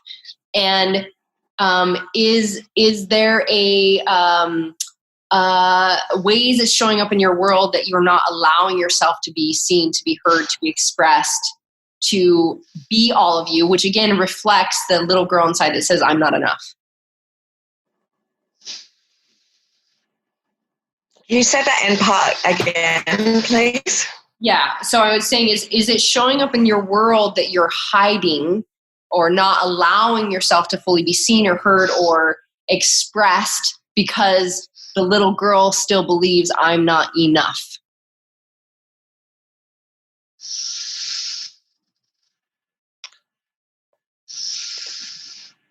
Well, environmentally, yes, we made choices to go into the middle of nowhere. So I'm definitely hiding in an environment as far as I live in the middle of nowhere now, which was a choice. And it was definitely hiding from the city and because it reminded me of the past, and I didn't want to go back there because it was painful after I came back from the rainforest. So definitely there is hiding from, that, like what that associates with, definitely. Yeah. So hiding from people. okay, so what's the if that's resistance in your world, in your life, what's the fear, the worry, the stories about hiding or hiding from people?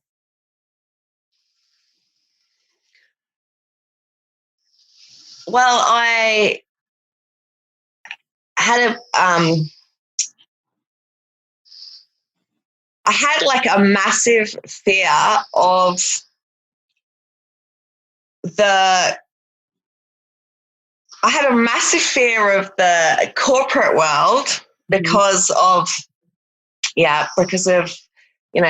experiences. And I had a breakdown 4 years ago from corporate, working really hard to get up in corporate as a woman and experiencing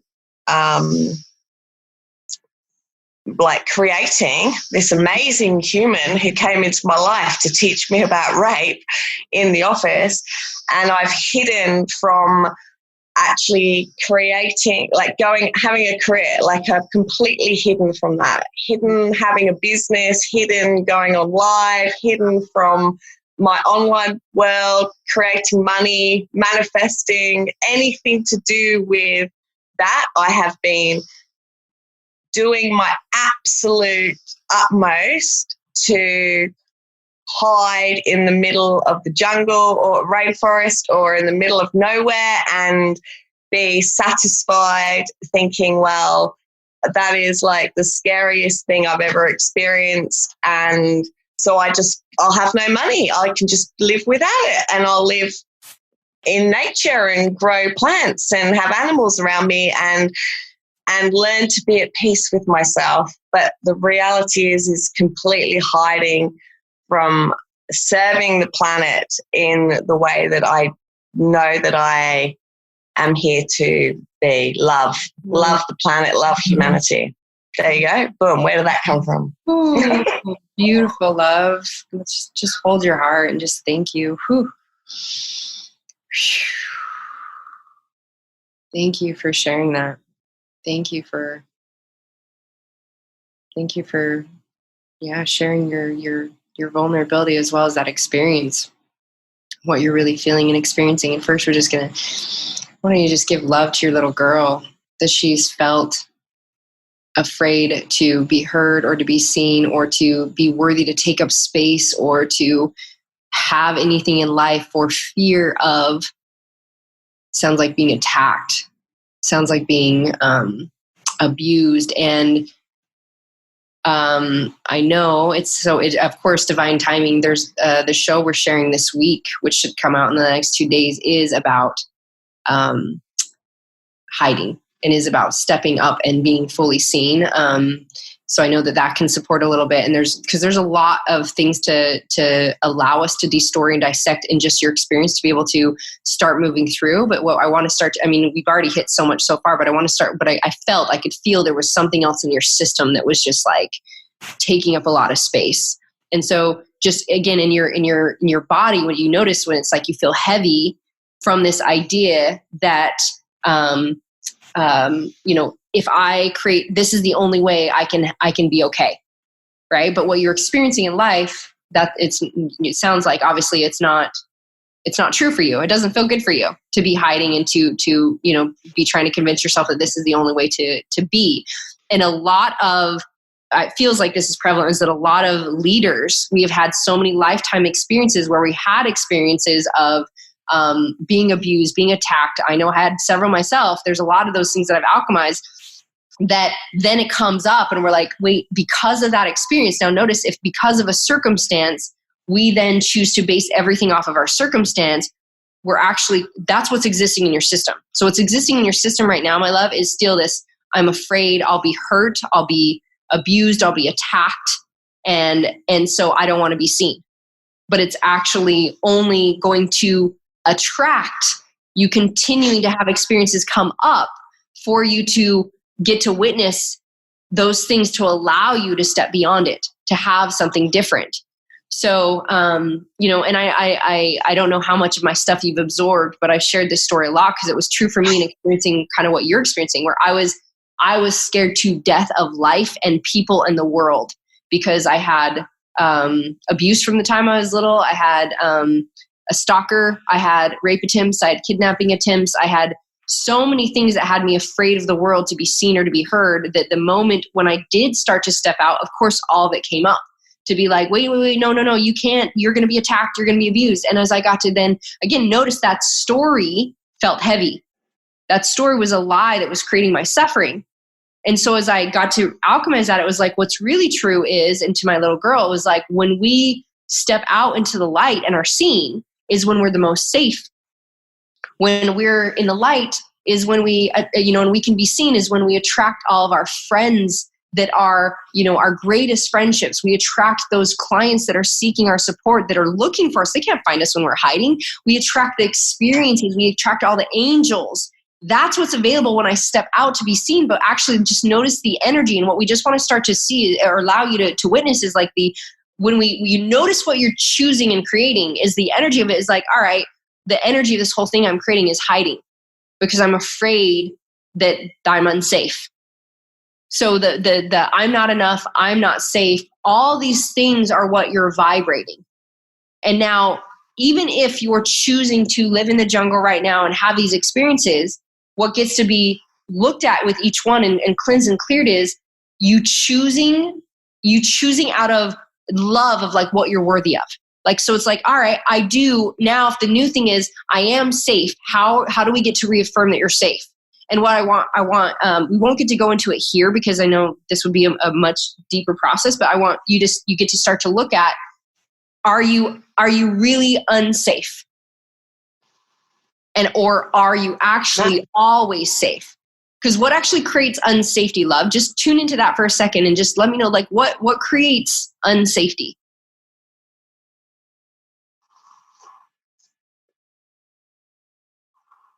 Well, for me, it was fear. It's fear. Right. So it's projecting my own fear. Perfect.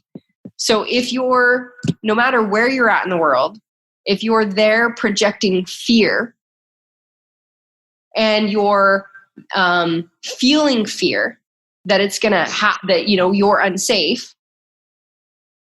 what is actually the vibration, which is fear, right? You're feeling the fear. You're still feeling unsafe. So it's like it's a self-fulfilling prophecy of creating this as your own suffering. Now, I'm not saying it's not all of these feelings. Now, I completely resonate with feeling all these feelings. I experienced abuse. I experienced being attacked. I experienced all of those things. I know what it feels like to feel those things. And I also see you out of your highest light, and knowing that all what's here for you is to go, wow, how do I love that experience? Now you can say it with the words. Now notice when you said it with your words, I called in this, beautiful being to give me this experience of rape, but it still is creating a belief that all of these, it means I have to hide and that I'm unsafe. So there's getting to, just with every single experience, when we get to take radical responsibility of going, wow, okay, what just like the virus. And this is why, guys, the same laws apply. And I know this is the opportunity is when people go, well, wait, that's fucking horrible and wrong. Nobody should be raped. Nobody should experience that. Nobody should experience that abuse. I can understand how you can feel that way. I can completely understand how you can have those feelings. And it's okay for you to feel them all and to experience them all. What is creating suffering is if we stay in it.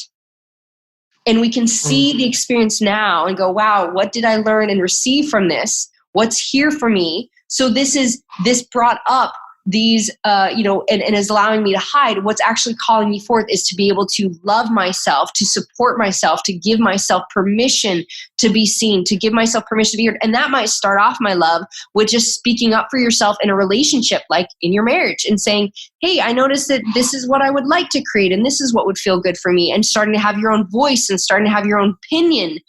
All of the things that it just gets to start to move towards you. What we know is if what you're experiencing right now isn't what you want, what do we want? What do we want to create?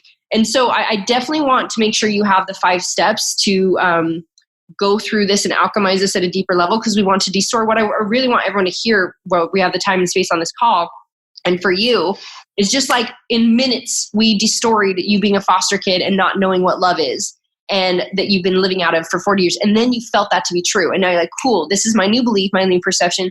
This is what I'm now imprinting in my life. Now, this one might be a little bit more being with yourself fully and allowing yourself to go, oh, I'm afraid of being seen. Why am I afraid of being seen? I'm afraid if I'm seen, I'm going to be attacked. I'm going to be abused. I'm going to be hurt.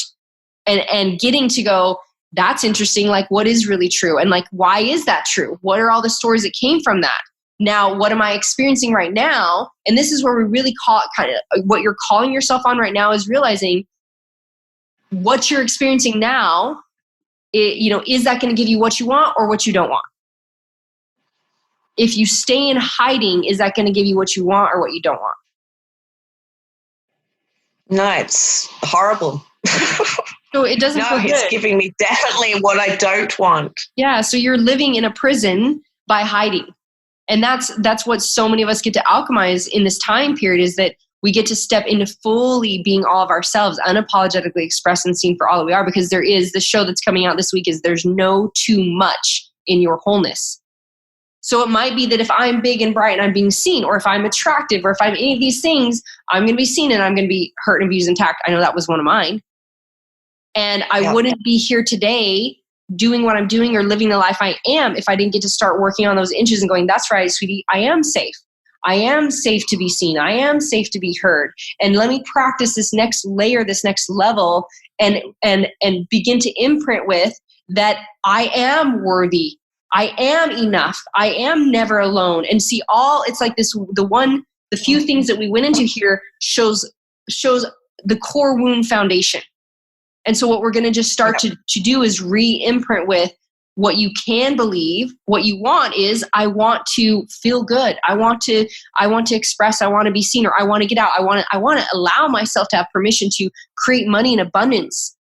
And instead of giving ourselves a different story. So now it's like you get to come to a belief that you can believe.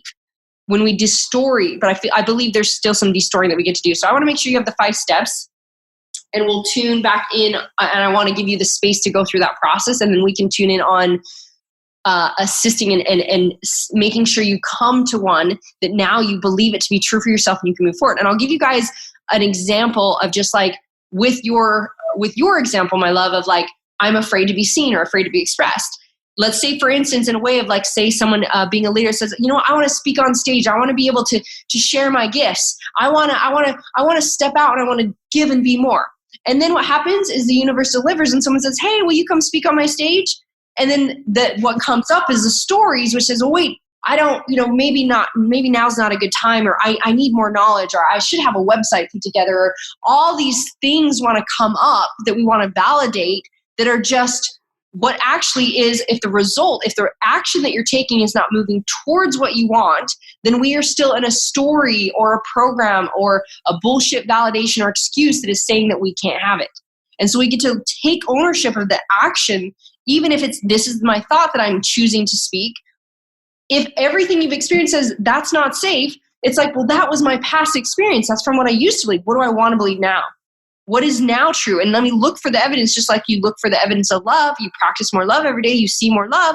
All of a sudden you grow in love. Now you can look for the evidence of you're safe, that you have a voice, you have an opinion, you are important, you do matter, you are worthy to be seen, you are worthy to experience, creating what you want and receiving the abundance of life that is all available, because you are practicing seeing yourself as a divine and worthy.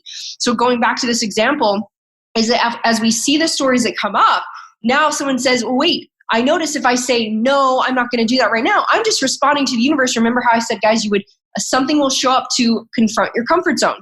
You say you want to step through it, but then you just reacted with something that was of the same thing versus responding consciously, which is like, I'm going to respond in a new alignment or a new frequency and a new behavior that says, yes, I do want this. I'm moving through this. So as we look at this story, we go, well, wait, why am I afraid to accept that right now? It might be like, I'm afraid I'll freeze on stage.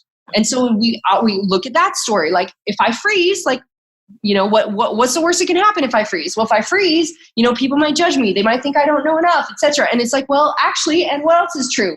I could always pull out my notes. I could always laugh it off and say, this is a new experience for me. And I can be human. And I can show other people that it's safe to be human to an experience. And see, as we translate, it's like, oh, wait, that's right. Okay, so now that story doesn't exist. If I freeze, who cares? It's an experience. If I get up there and I do it for me, am I moving forward? If I affect one person, did I accomplish what I want? Do I want to express my message? Do I want to share more? So you see how we get to, there's just some alchemization, I believe, that gets to happen here for you to really go, wow, you know what? Wow, those were all just like the 40 fucking years you said you held on to the foundational story of your, the life being only pain and abuse and separation and all those things and being a foster child. Once it was distorted, it's like, oh, actually, this is what's actually available. This feels in my system more true, and I can believe this to be true. Now you're just going to integrate that into your life and believe that by taking the actions and the patterns, behaviors. Same thing can apply here by taking the next inch of, that's right, how can I be seen more? It might be, how do you speak up more? It might be that you practice doing a Facebook Live. It might be that you share your message. It might be that you connect with, you raise your hand in some way to connect with more people. You can practice now inch by inch being seen and saying, I am safe to be seen. When I'm in the light and I'm being seen, I am safe. That is when the world is supporting me, because you're in the frequency of I'm here and I'm safe to be seen. And you can now see the other frequency hiding in the jungle. Like you're saying, you're in your own prison and suffering. That doesn't feel good. It doesn't feel good to hide. So we're going to just start to practice a little at a time, reaffirming and re-imprinting the new way of being that is you coming into alignment with your highest self. How does that feel for you? That feels fucking exciting. It is exciting. And I'm so proud of myself for showing up here. I'm so proud of you. Boom. And thank you so much. I mean, to have those experiences and stories and for you to come on and share, that is a big step. And so just notice, even this can be a reaffirming experience and a new imprinting, a new reference point is you just got seen in your story and all that you're believing and experiencing. How do you feel now?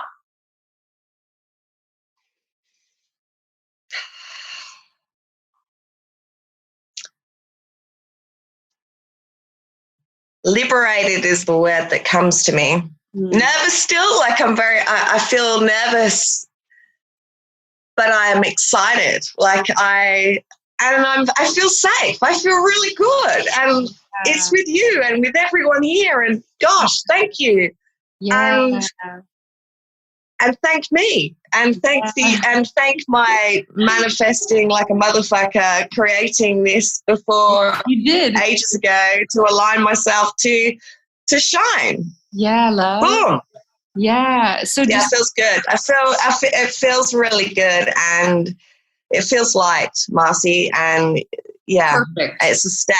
It was a beautiful step. So you see that actually when you stepped into the light and were seen, you were more supported. You were, and how free, it is the most fucking freeing thing to be completely transparent with all that we are. There is nothing to hide now. I think anyone trying to hide their story or hide who they are, that is suffocating. And you can experience now, wow, what I've been experiencing as I've been trying to hide with this story that I'm going to be abused or attacked or hurt. Wow, I'm suffocating myself. I literally can't even step outside and breathe because that's my world. that's creating my own suffering. Notice now you are being fully fucking seen in all that you are. And all of it was just like, wow, actually being completely transparent. There is nothing to hide and there's nothing to prove. That is liberation, my love. So you've already just taken a massive leap forward in being able to create how cool and awesome and good it feels to be fully you, to be fully seen, to be fully heard, to be fully expressed, to know that you are safe and held when you are stepping into light. Notice I'm sure we're going to get a million people saying, thank you, Sammy, thank you, Sammy, thank you, Sammy, for just sharing what you're experiencing that allows all of them to see the same reflections in their life in some way.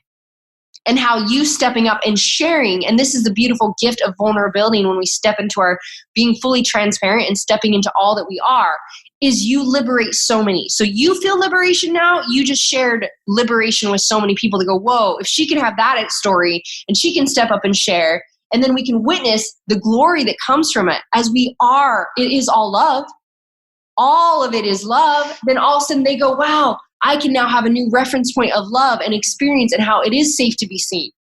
You just created a lot of healing for a lot of people as well as yourself, my love, by choosing to just take that step and be here. And so let's re-imprint with, or let's remember and alchemize into your system, you are safe to be seen. You are safe to be heard. You are so fucking worthy of all the support and all the love. You are worthy of enjoying your experience. You're worthy of feeling good, and feel how good it feels to just let all that armor down and go. No wonder it felt like armor and it felt heavy. You were guarding your heart because you were afraid you're going to be attacked and going to be hurt. And all these connections, they're all just they're dissolving and being transmuted now. And we're also going to see Kuan Yin just dissolving that with a Karuna compassion waterfall to feel unconditional compassion for yourself. So I just want to honor you, my love, for showing up here and for allowing yourself to really be witnessed. And what's now the beautiful, glorious adventure that you get to embark on is integrating this into your life and imprinting this, choosing how does this get to be fun and easy? How does getting to be seen be fun and easy? This wasn't scary. This was fun, right? We totally got a party together. I just wish I could have seen your video.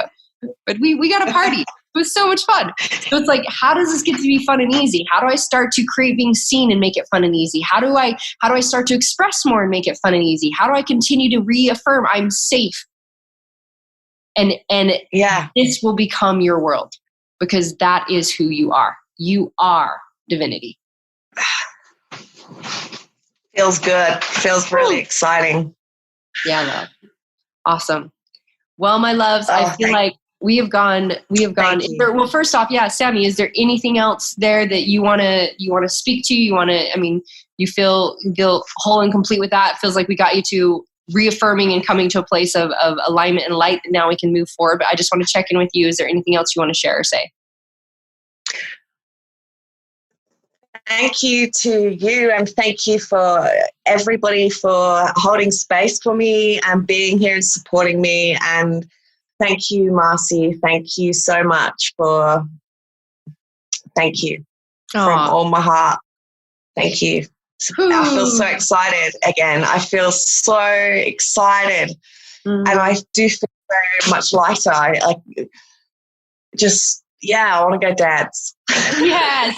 Yes, please go dance, go out, finish the alchemy of this to the highest, most greatest expression of joy and pleasure and play. You're like, yeah, we took it from like the depths of all this heaviness, and just like cleanse and clear. You're like, woo, fucking excited. You did it. It's true. This is what's available, because you just cleared layers of trauma in your cells. Like you said, holding on to 40 years plus. Now you know what's true. You're just going to keep imprinting that in your system. You're going to keep integrating that into your life. You're going to keep expanding on your levels of ability to be safe and expressed and seen and heard, and know that your wholeness and all in your allness and all those things, and go fucking dance that bitch out and celebrate the fuck out of this. I am definitely. Thank you. My pleasure. What should I do? Do I go? Do I disappear? Bye-bye, everyone. Gotta go party. Yeah, go party for sure. All right, thanks, babes. Thank you. So, my love, I feel like we're complete. Let me just tune in really quickly. I want to, I've already given you guys an instruction for tomorrow for day 4. Just make sure you give yourself plenty of space because it will be a really expansive experience. And we'll make sure, I don't know if Zane shared it in the comments, we'll make sure we share that playlist with you. If you guys have any other, I'll go back and we'll check if there was any other questions or anything that we spoke to that you guys wanted support on. Continue to, if you have questions, submit them because we will do another Q&A call. So we're going to do a integration tomorrow or an activation tomorrow that's going to be really expansive. And then we'll be giving another integration call to support our systems to allow that integration as well as this. And I just want to say thank you guys. It's so fun to be in this beautiful field with all of you. This is such a glorious group of amazing divine beings that we know all felt the call to be the new earth, the new human codes for the new earth and be here together. So thank you, Sammy, for being willing to come on or asking to come on and going through that process. And I hope that all of you were able to receive whatever you were seeking, that you can have a better understanding of how to be with all of you, how to accept all things, how to move through the alchemy of things, and how to truly embrace and embody these new earth codes. So I love you all. I will see you tomorrow. Mwah. Thank you, my friends, for joining me for another amazing conversation to create change. To allow that change to take place, please integrate the tools so that you can really receive the change into your life. And I invite you to join us for even more in the Best Life Tribe and continue on your path and your journey. And remember who you really are, a divine being that is already whole, already worthy, completely deserving, and fully capable to now claim and live the life you love.